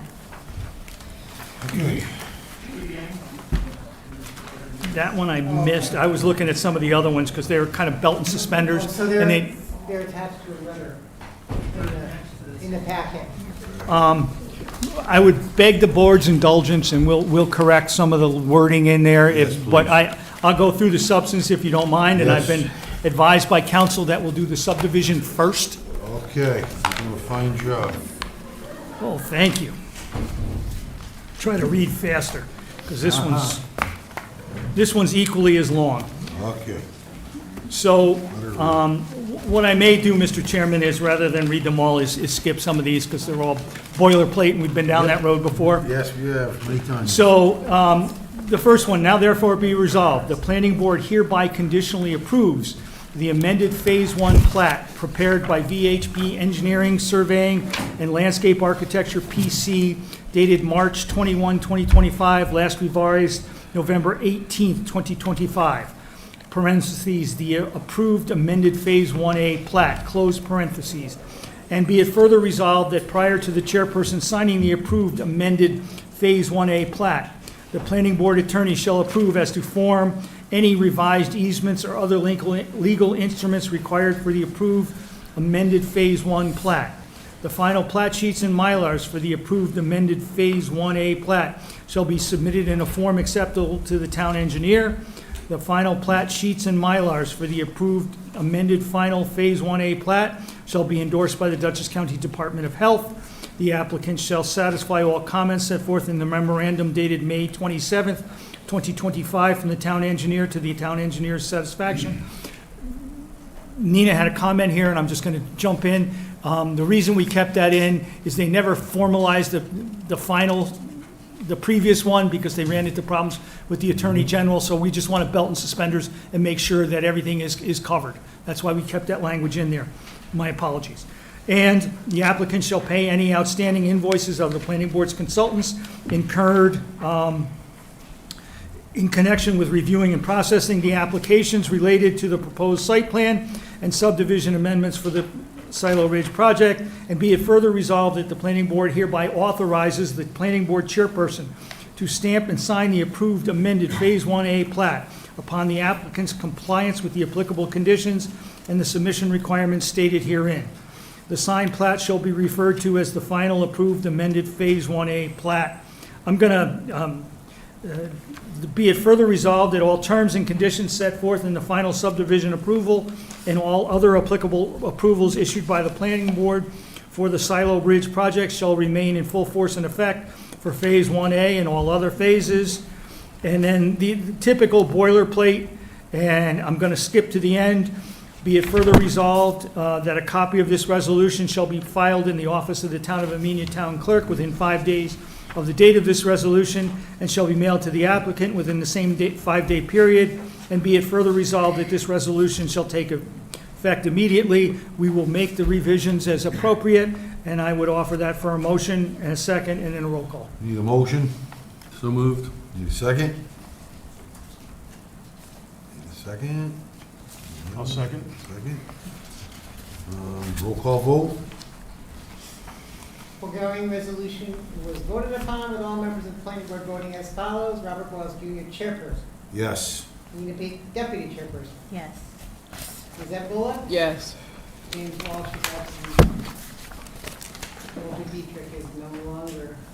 We'll change him to John Stephanopoulos. John Stephanopoulos, Abstaining first day back here. okay? You And can't Just make made the the motion and then abstain. Oh, yeah. Well, I'm part of the motion because I'm here now, but then I haven't, it's moving forward. Motion is moving forward now. You should have to vote on it. Council? Happy to vote. It was a motion to move it forward, but you did make the motion. So why don't we just redo it? Why don't we just have someone else second? You need to Make the motion. I'll make the motion. Okay. You need a second? Second. Roll call vote? Okay. So we're up to John Stephanopoulos, and he's abstaining. Ken Zapolsky is absent. Amy Vitiello. Yes. All right. There you go. Motion Okay, passed. that covers the subdivision. Now we go to the site plan, and I just want to make sure that everybody understands.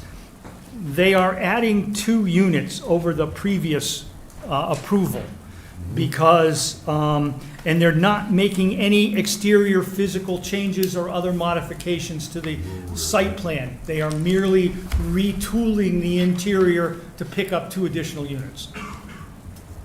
So as a consequence, I will jump again, I will jump and try to shorten this up. And it says, now therefore be it resolved, the planning board hereby approves the condo D&E amended site plans prepared by VHB Engineering, Surveying, and Landscape Architecture, PC, last revised March 21, 2025, parens, the approved amended site plans, close parens, and be it further resolved that prior to the chairperson signing the approved amended site plans, pursuant to zoning law, 121-42J2, a revised fee schedule that is legally binding on the applicant and authorized by the town board shall be provided for the payment of fees in lieu of building workforce housing units for Phase 1 of the Silo Ridge project. Notes referencing the fee schedule and its establishment as required pursuant to the applicable zoning law shall be included in the final amended site plan signed by the chairman. That's all been resolved, if you will. I think there's a written agreement between all parties, and I think actually payments have been processed. So that one's done. The applicant shall address the comments set forth in the letter of planning board to the planning board from John Andrews dated May 27th to the engineer's satisfaction. The applicant shall fully complete the amended subdivision process associated with and as necessary to consolidate the lots associated with this site plan approval and shall provide proof of filing the completed plat in the office of the Dutchess County Clerk. The applicant shall pay any outstanding invoices to the planning board's consultants incurred in connection with reviewing and processing this application. Be it further resolved that the planning board hereby authorizes the planning board chairperson to stamp and sign the approved amended site plans upon the applicant's compliance with the approved conditions and the submission requirements stated herein.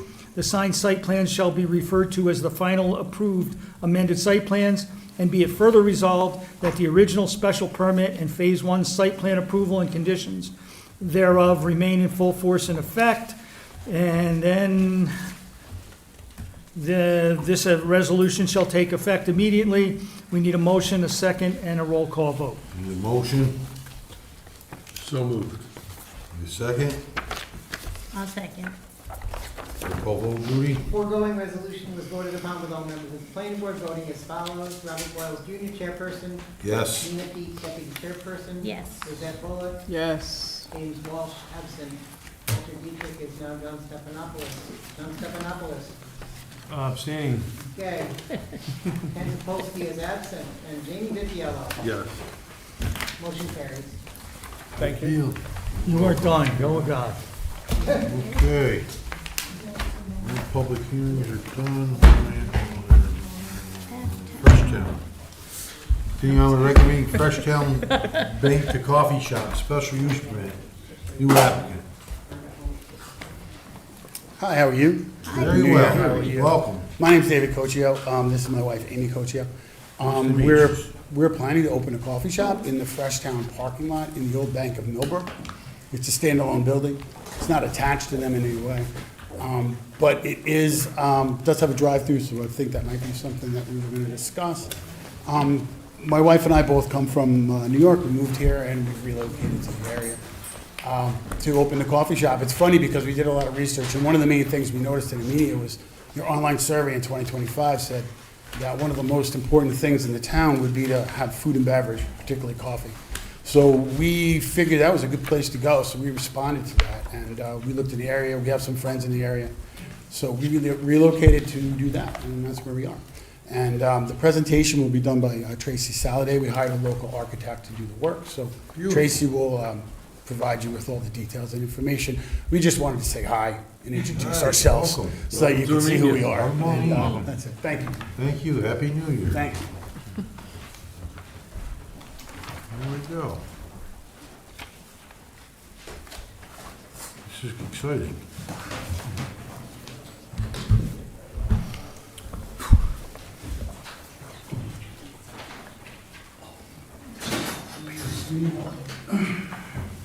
Glass? Yeah, I think you have to press it. Yeah, there you go. Okay. All right.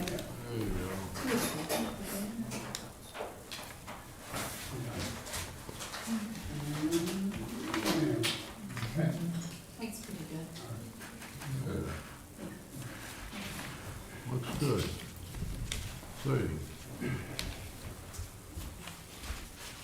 Hi, I'm Tracy Saladay, and I'm working with David and Amy Cochio on this new coffee shop. Most of the changes are on the interior for this. We have, for the exterior, we just planned signage and some sign lighting, and we have a mini board and intercom speaker.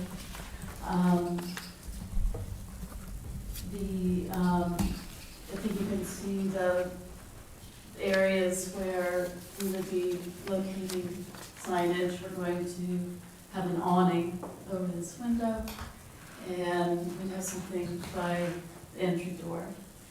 And the town of Amelia code regulates the size or the area of signs. And all of these have been sized to be below the areas that are stipulated. There's also going to be a menu board and an intercom located at the edge of the landscaping here for people who want to use the drive-through. And that menu board, it also has a stipulated size. And we've got, I think the height of it and the area of it, these are all less than what the town will allow. So, Matt, could you put up that picture with the aerial?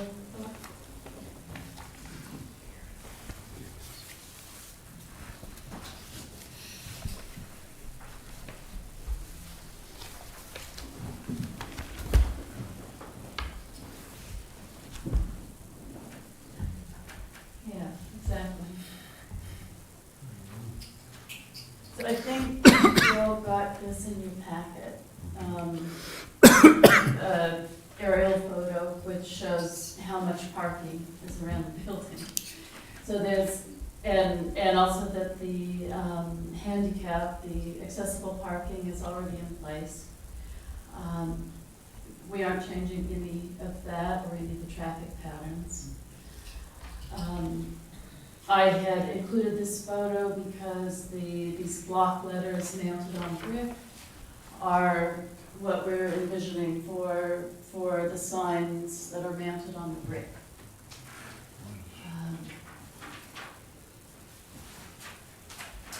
We included the message board to show you that it's not backlit.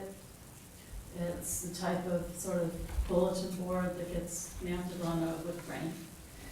And then there's a speaker post beside it.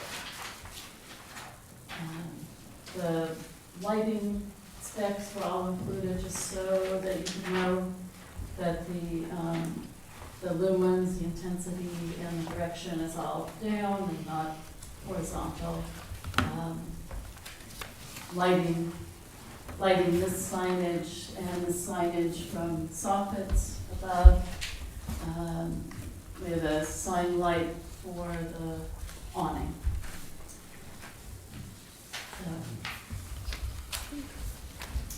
Does anybody have? I'm going to refer to our engineer now. Okay. As you all know, this is in the Freshtown Plaza. There's a bunch of things going on. This site basically falls out of any of the real issues.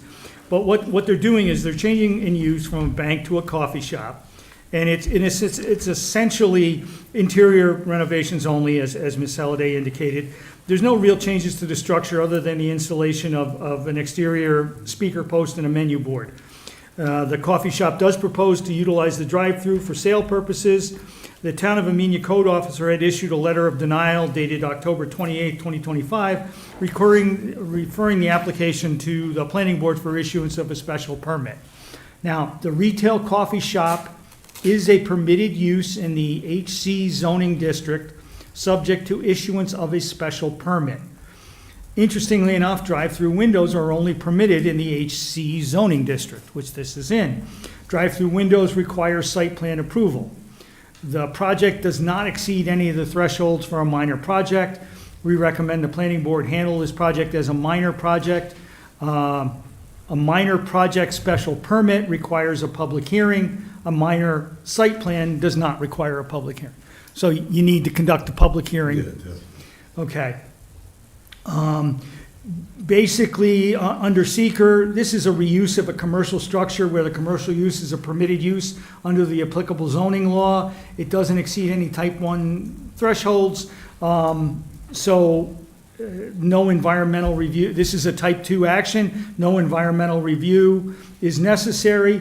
A fully completed short environmental assessment form was included with the application. No conditions of concern were identified. You might want to confirm this and classify it as a type 2 action. This is a fully developed site. The area around the structure was arranged to accommodate a bank.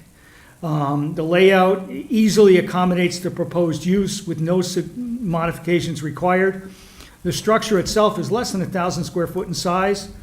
The parking adjacent to the structure, as you noted in that aerial overview, exceeds the parking requirements in the code for this type of use, which is 4 spaces per 1,000 square feet, excluding storage. So they really only need 4 parking spaces. The application needs to be referred to the Dutchess County Department of Planning as it is within 500 feet of a state highway. Dutchess County Department of Health approval is required for the water supply and on-site wastewater treatment system serving the proposed project. They're actually connecting to the facilities serving the plaza, and Dutchess County Department of Health was granted on December 17th, 2025. So they now have health department approval, no issues. They will ultimately, once they complete their interior renovations and everything is ready before they operate, they will need to obtain a food service permit. That's under applications. Right, but. No, I'm just saying, yeah. Understood. And then, as far as I'm concerned, this application is complete for scheduling the public hearing. We take no exception to scheduling a public hearing at the next available meeting, and I'm not assuming any substantive comments, so I would add to that authorization of a resolution of special use permit for this to be considered at that same time. So I think You get it in the form of a motion for a special use permit for this application? I have a question. I have a couple of I got a questions. concern too. So, go ahead. Hours of operation? 6 to 3. Every day? 6 days a week. 6 days a week, okay. Could you repeat that, sir? I'm sorry. I'm sorry, 6 a.m. to 3 p.m., 6 days a week. What day were you What day? closed? We're not sure yet. We're looking at Sundays or maybe Wednesdays. We're not sure. We want to see volume. We need to see what makes sense for Yeah, us. yeah, it makes sense. We're not sure. We need one day off. That's really what we're Yeah, doing. The application, in the application notes 10 seats in the lounge area, and then Joe Berger's report says 6 tables, so you'll have places inside for people to come and sit. Correct. There's, used to be a bank office inside. Yeah. There's a wall there, and we're going to offer seating in there for Cool. And then just as a point of sort of for the seeker determination, I think just if someone could, maybe it's you, Tracy, maybe it's you, just rerun the short form using the mapper instead of just checking it all off. You can do it on the website. There's a couple of things that if you use the mapper, we'll check yes, just for the purposes of we have an application across the street, as you well know, and so we just need to make sure that we're doing all of our due diligence in terms of the environmental review. No issue with the type 2 component of it, but you'll get a couple of yeses in there that you just need to acknowledge. And then for the purposes, can you just explain, John, real quick? So Mike, the letter from the building inspector said that this denied the application because of the drive-through issue? Do you understand that? Just so that we have a chat about it. Why he denied it and...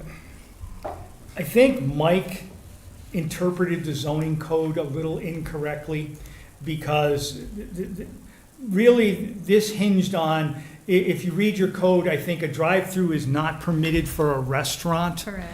And so it all hinged on what the definition of this was. So Mike got hung up on the drive-through. And I think he subsequently, didn't he issue a second letter? But anyway. We don't have that if he did. Because what ends up happening is he made the determination that this is really not a restaurant. It's a retail establishment. So it's a coffee shop. So as a consequence, that didn't apply. Okay. But as a coffee shop, as a retail coffee shop, it does require the special use permit. So I think that was an error on Mike's part. It would be nice if we could get something from Mike that says that he changed, you know, I you have- had this discussion and. What is that one? October Yeah, that's the one I have. That doesn't have anything to do with the Right. drive-through. The October 28th letter simply says the building permit's denied because he needs special use permit. Right. It doesn't mention a drive-through. Okay. Change of use or structure. Okay, I okay. don't know if there's a subsequent one that mentions a drive-through, we should get it updated. But Okay. the- No, this was the governing one, I think. Okay, So that's the way I approach it, because I had a lengthy discussion with Mike, because he wasn't understanding what I was suggesting to him, and I said, look, you need to make a determination on what the use is before you deny the use of the drive-through, and then he finally squared that away, so. Okay. My record is complete, as I would, cool, terrific.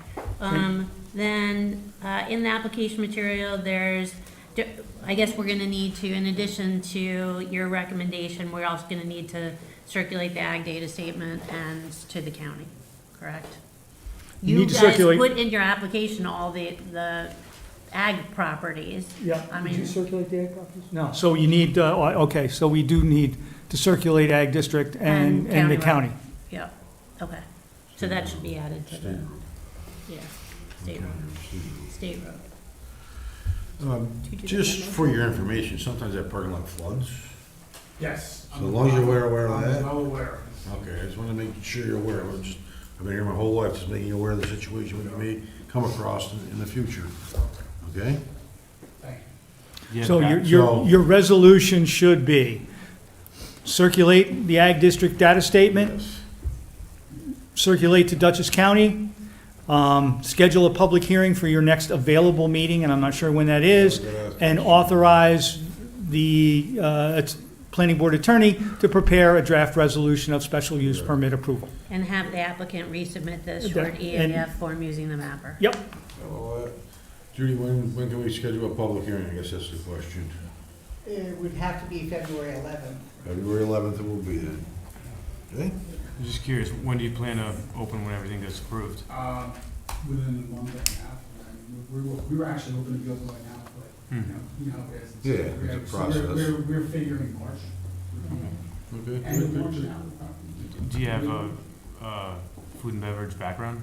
Yes, especially, I was a teacher, but my, Amy's brother was Greenbrier trained, master chef, and she worked with him in most of his restaurants and so forth in the city. And right now, he's the executive chef of the new First Class Lounge and Hotels at LaGuardia Airport, and he's our consultant. So he's the person that we use to consult for our food and beverage and our coffee shop. Nice. So he's been around a lot. Great. Good He deal. worked in the industry. You know, his restaurants and so forth, in different places. He moved around a lot, so he bounced around. Right. Very good, very Cool. good. That was your brother? Yes. Oh, nice. Well, that's gonna go yourself. Talk to you later. So that goes. Anyhow, that's the public hearing scheduled for the 11th, and follow up with the information you gotta have. and, No. That's it. No, I need a motion. Wonderful, thank you so much. Okay, thank you. Well, I appreciate it. Hold Mr. up, Chair, hold up. you didn't complete the motion process. Oh, I'm sorry. Somebody needs to make the Yeah, motion, pass second my the hours motion, up. and then do a simple vote. Yeah, need a motion. I'll make the motion that we ask the applicant to revise the SEAF mapper, that we circulate the ag data statement, that we circulate the materials to the county because it's on the state road, and that we set a public hearing for February 11th and authorize the attorney to draft a resolution. Either second, I'll second. all in favor? Aye. You better vote. I will now. Okay, thank you. Yeah. Okay, that's it. Now- Thank you. Okay. Thank you. Cumberland Farms. Who's, Cumberland Farms, here we go. Cumberland Farms Site Plan Approval Amendment. Voila. Hello again, good Hello evening. again. Karen Here we are. Majanowski with Happy Bowler New Year. Engineering. Happy New Year, nice to see you. Yeah. Missed you last month. Yes, Um, well, can't Picking, predict the weather. picking back up where we left off, I think we were at the 1 yard line for this. Just as a quick refresher, we're just proposing to replace the septic system, make it new and better at the existing Cumberland Farms facility. There were a couple comments as well that we believe we generally addressed. We added landscaping back in from the prior approved plans in the island along the street frontage. And we added some more detailed grading at the driveway where there was concern. It's a little sunk now, so we added some proposed grading to pitch things away so that it would avoid ponding, as was observed. I will note we're still waiting on final DEC acceptance, but I see that that's a condition of the draft resolution that we have, and we are okay with that. We did see the resolution that was prepared for last month, so we're hopeful to pick back up and review that this evening. I'll turn it over to the board. Thank you. I did review their submission. They've basically satisfied all my criteria. Mike and I have to get together and issue a floodplain development permit, and like she says, there's a few other items. They need to finalize health department, they need to finalize DEC, and I think the important thing is, I think Nina Peak had indicated that they had failed to do some landscaping between their canopy and Route 343. They did add that landscaping now, and they have added some notes and other things covering it. So we should expect to see that resolves the only open item. And as far as I'm concerned, it is ready for consideration of the resolution. Council reminded me that there were some issues with regards to who was actually the owner, the applicant, whatever. That's all been squared away. So the resolution is now essentially correct. And if I can, I'll again, read the pertinent provisions. Yeah, okay. Now therefore be it resolved that in accordance with section 121-65 of the zoning law, the planning board hereby approves the site plan for the project prepared by Bowler Engineering LLC dated August 31st, 2015, last revised November 21st, 2025, parens the approved site plans, close parens, and authorizes the chairman to stamp and sign the approved site plans upon fulfillment of the following conditions: satisfaction of any remaining comments from the planning board's engineer, and submission of required permits or other approvals from any and all other agencies, including the Dutchess County Department of Health, the New York State Department of Environmental Conservation, and the Town of Amenia Code Enforcement Officer, and proof of payment of all of the outstanding invoices for the planning board's consultants. And be it further resolved that upon signing of the approved site plans, the Amenia Code Enforcement Officer may issue any building permits required for the project. And be it further resolved that the landscaping provided on the approved site plan shall be planted by no later than June 1, 2026, and shall be maintained thereafter until it is successfully established. After planting, any dead or dying vegetation that has been planted shall be replaced in kind with the same immediately following growing season. And I'll just jump to the end. The resolution shall take effect immediately upon filing. You need a motion, a second, and a roll call. Need a motion? So moved. Need a second? Second. Roll call vote, please, Judy? The adoption of the following resolution was moved by David Viggiello, seconded by Todd Bullock. Duly put to vote, which resulted as follows: Robert Boyle, Jr., chairperson. Yes. Nina Peak, deputy chairperson. Yes. Lizette Bullock. Yes. James Walsh, absent. Walter Dietrich is now John Stephanopoulos. You know what, yes. No. I'm staying, I'm kidding. Now I have to go all the way through. Kenneth Polsky is absent. Jamie Viggiello. Yes. You don't have to come back to us. Thank you. Okay, you're golden. Thank you. Have a good day. Thank you. Good evening. I know Good you're evening. gonna go. Yeah, it's just about, we're getting there. We're working on it. Good morning, soon. Sideland Recreation Facility. Amendment site plan. Application. Here we go. There we go. You go to the next, go to the next slide. Where's that one, sir? That's fine. Thank you, Mr. Chairman. Patrick O'Leary again on behalf of Silen this time, as opposed to Silo Ridge. We have site plan amendment before you this evening, submitted to the community. We have received comments from Mr. Andrews on the application. This application was before you previously. We withdrew it because of an issue with issuance of the building permit while there was a pending application. Mr. Chairman, if it meets your expectations, I would forego the presentation this evening and probably hit the two salient points.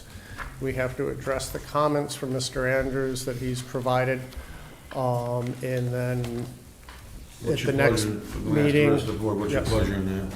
Do you want to continue on or give us a lengthy presentation? I mean, this is the same application that was, It's the same application, and if you noticed attached to my memo to you, there is a document that they prepared that outlines the changes between the two. And you'll see that they're not really substantive. Basically, if a gun was placed to my head and I have to tell you, I would suggest to you that the improvements they are proposing are improve the site plan and make it better. And I think they make it a little more functional and practical for use. Continue on. but I don't know, oh, I don't care. That being said, having presented it once, I'll just summarize very quickly a couple of the changes that relate back to Mr. Andrews' comments so that the board will be aware of them. The original Siland application had a cistern and an underground detention system located internally to the site to manage storm drainage. Storm drains went into the underground detention system, were being pumped up to the cistern, at which point they were going to be used in the garden area to the south over there. Upon looking at the overall drainage patterns in the area, there's a pond just, you can see the line of it just above the road on the top of the diagram. It was a man-made pond for irrigation purposes. It doesn't get sufficient water through the course of the year. We have the water coming off the hillside. We said, why put it underground, pump it up to a cistern? Let's put it into the pond and keep the pond at a better elevation. Storm drains were modified to accommodate that. SWIP was modified. Other changes, you can see there's a path going from the tennis courts over onto the Harlem Valley property. That's for golf carts, for use within the community. That's primarily for workers and for people providing stock towels, things of that nature. Mr. Andrews noted that we need to have easements for that. We are in the process. We have the easements drafted. We will provide them to Mr. Andrews for review. Similarly, once we put the water in the pond, we're going to be using it for irrigation on this site. We need an easement from Harlem Valley, once again, to bring the water across. That easement is drafted. We'll provide it to Mr. Andrews. I think those are the building changes itself. Overall, the building has reduced. Where you see on the diagram here that says recreation building, that portion isn't being built now. We're showing you everything that could possibly happen out here so that we're not coming back piecemeal, trying to do additions to buildings. That's a later phase, when and if it's completed, but we're requesting approval on the entire piece at this time. One element we would like to introduce, Mr. Andrews' comments, he notes there are two separate lighting plans, one that incorporates court lights and one that does not incorporate court lights. We were in the process, and I was going to be presenting this proposal to you. Previously, we withdrew the application. We never had the opportunity to put it in front of the community. What we would like to offer the community is to allow use of the lights on the courts 2 nights a week, Friday and Saturday night, for Silo Ridge members. And we'd like to open the courts up to the community on Tuesday night for the community to use. Similar as we had previously done with the ice rink. We formalized an agreement with times. It'd be a similar type of agreement. Recreation department would be responsible. People could reserve the courts for Tuesday night the paddleball, pickleball courts. Silen would remain open for their use. Recreation Department would pass the list over to Silen. We'd make sure it was people from Amenia using it. And we're proposing to leave the lights on until 9 o'clock for the platform tennis for use on Friday, Saturday night by Silo Ridge and Tuesday night by the community. We know people are going to want to think about that, talk about it for a while. We want to put this out to the board for their consideration in their thoughts. And at the next scheduled meeting, we'd certainly appreciate any feedback on this. One feedback, and one question, I have a quick question about that would be considering the entrance in and out there of, like, my always concern is the MVA auto accident potentially happen there, and where are you gonna park all these vehicles if it's open to the public to go there on Tuesdays? On Tuesdays, well, I mean, we're. Just potentially and using it. Yeah, I mean, you're looking at 4 courts essentially, so 8, maybe 10, 12 people, as people are passing by each other, in transition. So you're looking at probably 8 to 10 vehicles per hour coming in and out of that. This is not like. No, I understand that. Not like. Throwing it out there. Yeah, we're not I always tell you my concern is the bicycle, the person going across the road all the time, which you guys don't see it, I see it on the rail trail. That still hasn't been addressed. And we're. Mr. Chair, they are actually increasing the size of one of their parking lots. They added probably, I would probably say 10 spaces at minimum. I think it is 10. Actually. So they did acknowledge that, and then they did add additional spaces interior. So during the original review, they are obligated to identify and retain, I think it's 52 spaces for public use. Correct. So to your point, if it would all fall under that umbrella. So there seems to be sufficient parking spaces. Okay. And they've also here added cart parking, which was not part of the previous one. So, because a lot of the internal, if you've been through Silo, it's an interesting exercise when the carts are running around. Yeah. So they've accommodated on this site. Okay. But the issue of lights, that's in my memo, so whenever Patrick's finished, I'll go through some of these. To that end, that's the reason why we have 2 lighting plans. If the board elects to consider the possibility of opening it up 3 nights a week, 2 nights for Silo and 1 night for the public, we created a lighting plan that would demonstrate what would happen with the lights during those 3 days from 4:30 to 9 o'clock would be. We anticipate a limitation of 9 o'clock in the evening for the use of the courts, maybe 5 minutes afterwards for people to discharge and get out before the lights are being turned off. With that, I'll wrap up the presentation. I know you have a long evening already, and it can be discussed once we have addressed the comments from Mr. Andrews. Okay. You do have a memo from me. I'm just going to try to hit the high points and talk fast. Basically, what they're doing is the modifications are physical in nature. They just involve the building, some of the utilities, stormwater, lighting, and a little bit of the layout. Based on their application, there's no proposed change in use. So in other words, this is still going to be used as a recreation facility with essentially the same elements. They just kind of reposition things and, as Patrick indicated, resize things and to try to accommodate building certain elements in phases, if you will. So as a consequence, that raises the first issue.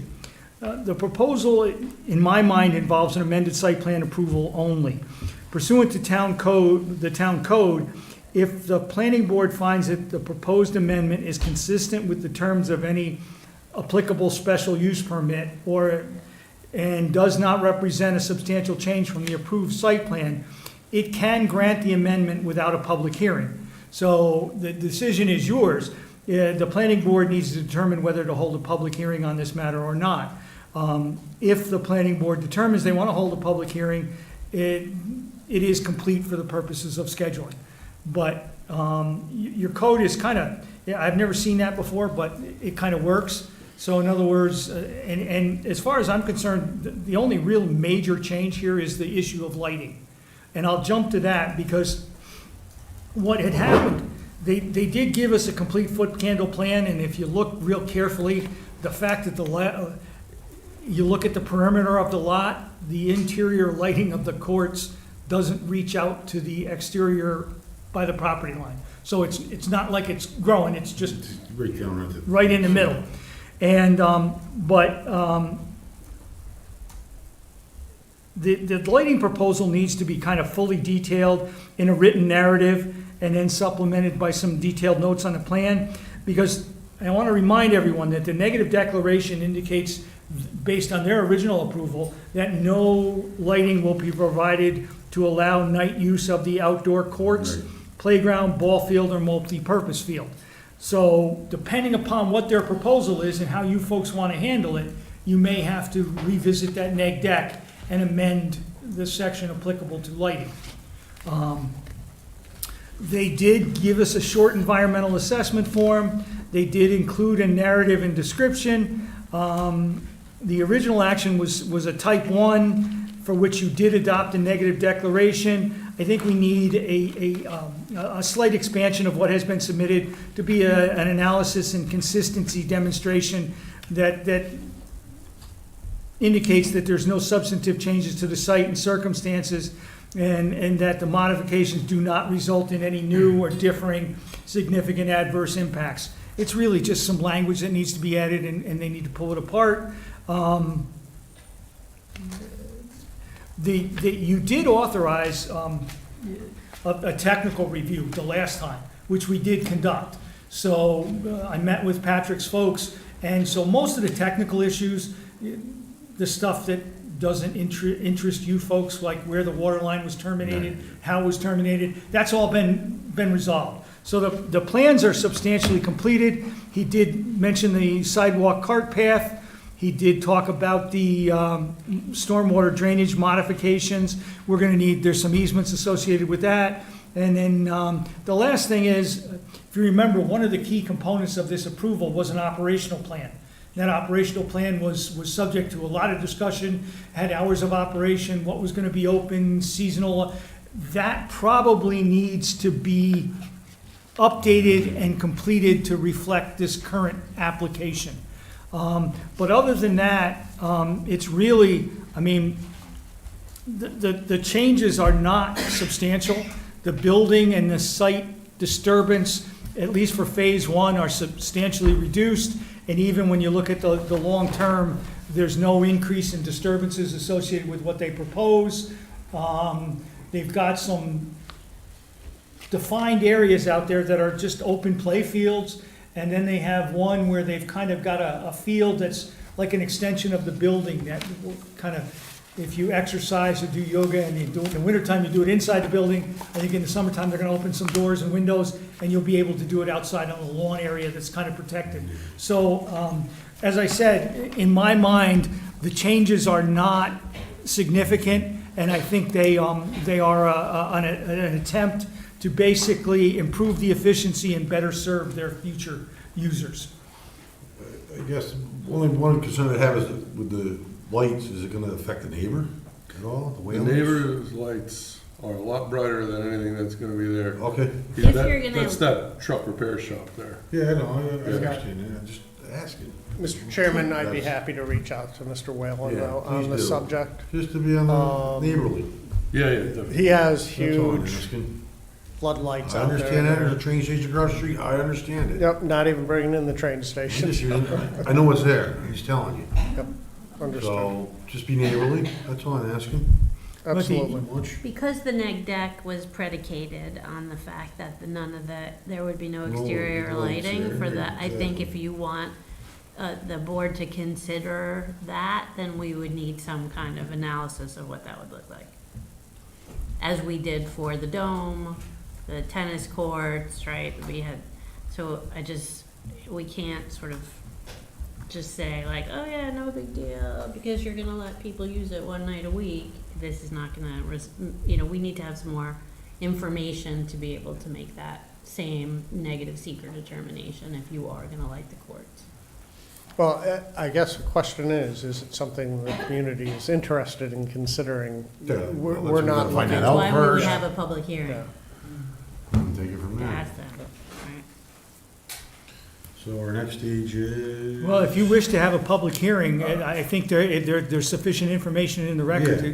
to do that. Can we do it on the 11th? Is that good, the 11th? I'm sorry, how can we have a public hearing on this if we don't have the information about what the impact of the additional lighting is gonna be? We have the photometrics plan in there. You do have a photometric plan, you have two photometric plans. And if you, we don't have a visual, in other words, we don't have any photographs, but if you look at the foot candle printout, and in fact, they only light, it's interesting, they only light one court, the middle court of the two, and that by the time you actually get to the edges of the courts, the lighting levels diminish back down to what they would be if the courts weren't lighted. So, and if you, I'm only telling you what the lighting plan suggests, and I have no way of making that determination. But we have other the than lighting a plan. We have the lighting Right. plan. But for all of the other lighting impacts on this site and everywhere else in town, we require people to do photo simulations of what that would look like. I mean, we're just torturing them, but I mean, you can't If see you this. want to make an exception, we can make an exception. I'm We just have a saying what we lighting have plan, and you required. cannot see the light past the edge of the court. I mean, but. well, and what I would suggest is, I have a possible suggestion, right? Because that may put this whole thing to rest. When the courts were fabricated, I was here before you, said they were fabricated with lights in place. We'll take out the circuit breakers and we won't use them, which we have absolutely fulfilled. What we can do is turn the lights on and Take a look at it. we can let the board know when they're on. If they would like to drive by for an evening on a Wednesday, pick a day, we'll turn the lights on and everybody can take a look at them and see if they can see anything over there. So Which is when- gonna be better than any visual that would be computer generated. Correct, because- super helpful, but when we had this discussion last time, you guys said that those lights were installed in error and that they were gonna be removed. no, actually, they were to be taken out of service. Yeah. Yeah. And I verified that they not only physically disconnected the wires, they took the whole circuitry out. So there was no way that somebody could inadvertently say, oh, look, two wires are disconnected, we'll plug them back in and shut them. They can't do that. And they didn't say it was an error, Fair. they said that's how they were, that's That's how it was produced. fabricated, yes. It's part of the internal structure, if you look Yeah. at the way it's So constructed. let's pick a date, turn them on, and then we'll take it from there. It's So- gonna take them probably 4 or 5 hours to get everything hooked back up. I'll figure that out and Okay. communicate back Yep. to the secretary. Fair. That's good. Yeah, that's fair enough. This is not the lights, I was specifically asked by a member of the board to consider options to provide more opportunities for public use here. Yeah, Right, we're not looking to, we're not saying we put the lights in, we're coming back in, 2 years and saying, can we use them? I was specifically asked by a member of the board to So, provide more. we're gonna have this done by the 11th of February, if we're gonna have a public hearing. Is this feasible for you or not? Let's That's the let's question. put it out to the next meeting, Put it out to The the 25th? 28th, whatever the next meeting is. 25th. 25th? That's fine. 25th is good. And you can get the additional information January, in by February. then. You talking February February, 25th? February Oh, 25th. Yes, February 25th, yeah. The public hearing wouldn't be till the 11th. Right. So now it won't be the 25th. Well, the 25th will give them time to respond with the additional We information that still Mr. got Andrews to asked for. respond to his comments, and they have to be in 2 weeks before, and they need 2 weeks to do them. So, to make everything kind of work. All right, 25th it is. permit still needs to be addressed. Okay. We'll talk about that. It's nothing to do with us, building permit. Mike should have issued, It was my fault. I made a mistake. he That's just not my gave you a fault. foundation permit? Yes. I made a mistake. All right, mistakes happen, you're human. Okay. I'll talk to It Mike. is. Well, Okay. he's already on it again now. So, that's our game plan then. Thank you, Mr. Chairman. Yes. I think he just calls that. I don't think a motion. Need a motion to have the public hearing, of course. I got that On part. February On 25th. February 25th. So I'll move the motion. Yeah, I'll make the motion. Need a second? Second. All in favor? Aye. Aye, so carries then. Okay, now we're on to, we're on Silo Ridge Lake Property LLC, Wood Duck Road. Lots 15 and 16, a new lot. Thank you, Mr. Chairman. Patrick O'Leary again. Very simple application here, merger of two lots, lots 15, 16 on Wood Duck Road. The owner of the two lots has decided to like to merge them together, have more room for his house, not changing any of the external boundary lines. There was an easement that ran between 15 and 16. The water easement has been relocated to between lots 16 and 17 now. The plan and the associated deeds are on the land records. I did not provide them as part of the package. I will provide them to Mr. Andrews along with the design plan for the relocation of the water line, the inspections, pressure testing, approvals by the Department of Health for relocation of the water line. Other than that, there's really not much going on with respect to this application, and I'll keep it as short as possible, Mr. Chairman. For our engineer. Okay, so you do have a comment memo from me, couple points of order. It's a lot line realignment, which is a minor subdivision under the town code. A public hearing will be required.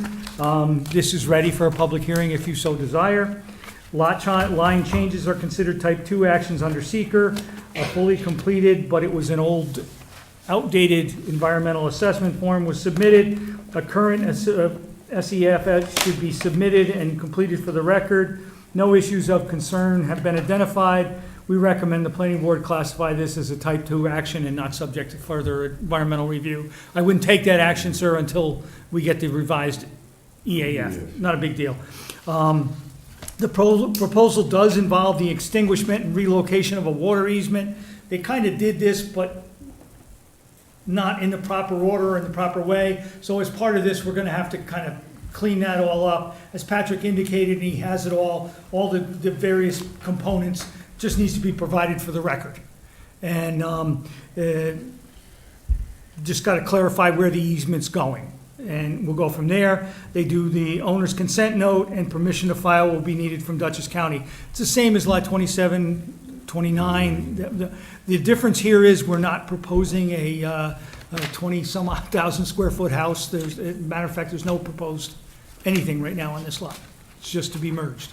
So we gotta do a public hearing ourselves, so, What's that, sir? we need to do a public hearing too, Yes. so, Could we request that for the 28th of this month? I was just gonna ask you. Do them both. Want to do it the same night? If that's up to you. No, the 28th of this month. Can't. No, I can't do that. That ain't gonna happen. Cannot do No that. time. It'll be 11th. Not enough time to get it. The earliest would be the Get 11th. Notices out. Hers will be 11th. The 11th, if possible. Yep. I need a motion to have the public hearing for this, on the 11th. I'll make that motion. Need a second? Second. All in favor? Aye. Mr. Chair, I would like you to add one more motion to that. Go ahead. And that would be to authorize the preparation of a resolution of approval Yeah. for amended subdivision. I'll make that motion. Need a second? Second. All in favor? Aye. Yeah. Wait, Chairman, I do have just a follow-up question. If the original filed plat, did it show the water line easement on it?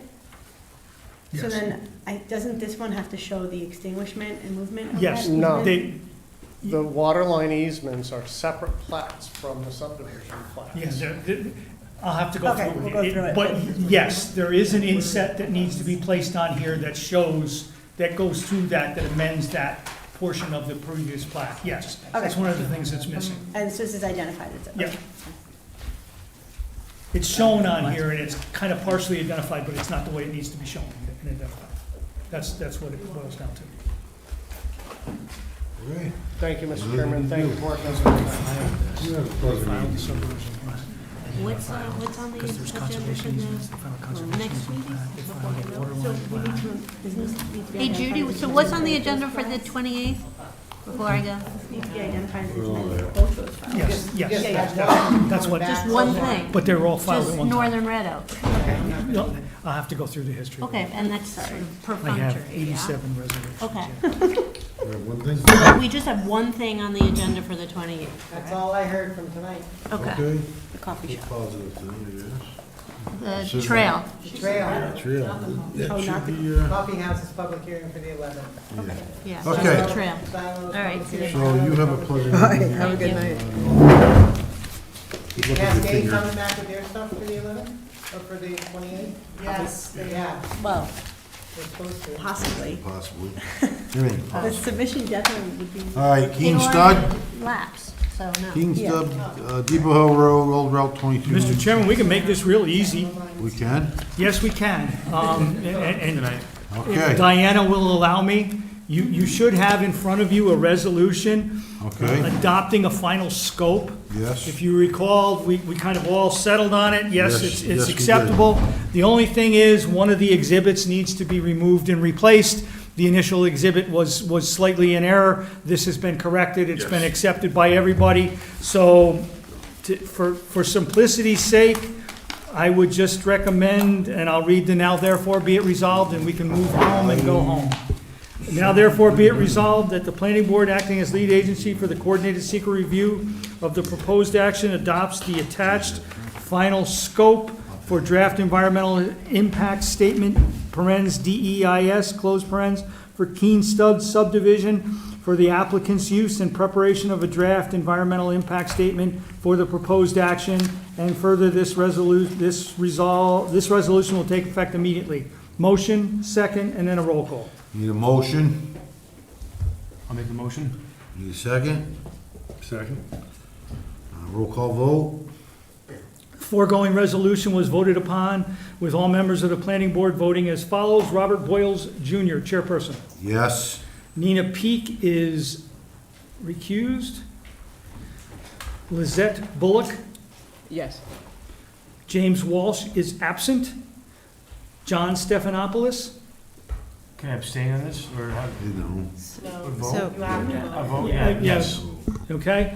Kenneth Topolsky is absent, and Jamie Vidiello. Yes. Yes. And, Would be a quorum. Absolutely, yeah. I was told to Motion carries. abstain, and I would like to make the same statement. I'm voting on matters of Keen Stud going forward, except where I would reasonably conclude that I am specifically conflicted. I have no bias on these matters and will be objective in all of my participation. I also like to bring up, we brought up earlier today this question about having a planner for the planning board. I know that one of the members of the committee submitted a letter also asking for a planner for this particular applicant's proposal. I just would like to reiterate that request. Yeah, I think she's gonna read into our code to see if we can do it or not, correct? And then if we can, then we'll put an application up for a planner, and then it's gonna be on the escrow to pay for this stuff, obviously. Right, so I guess the question is both for general application for the planning board, well, generally, but also specifically for this project. So it's a bit nuanced in that way. Okay. Understood. So we do want to thank the board for accepting the scope and for allowing us to move this forward. I do want to mention though, and then I think as you all know, that Mr. George Janes is a planner and he has been working on this with us. And I understand that you're looking at a planner otherwise, but I just wanted to reiterate that. Something we're gonna think about in the near future, if it will allow us to do it or not, we'll see. Time will tell. All right. Thank you. Thank you. Have a good night. It's been a pleasure. With all that being said, Can you clarify for us what stage you're at with the Keen status for the community? Because I'm not sure as a layperson exactly what we Sure. Do you want me to take that? Sure you can. Okay. So what just happened was the board adopted a scoping statement. It's almost like a checklist of things that the applicant needs to provide in order for the planning board to review an environmental impact statement.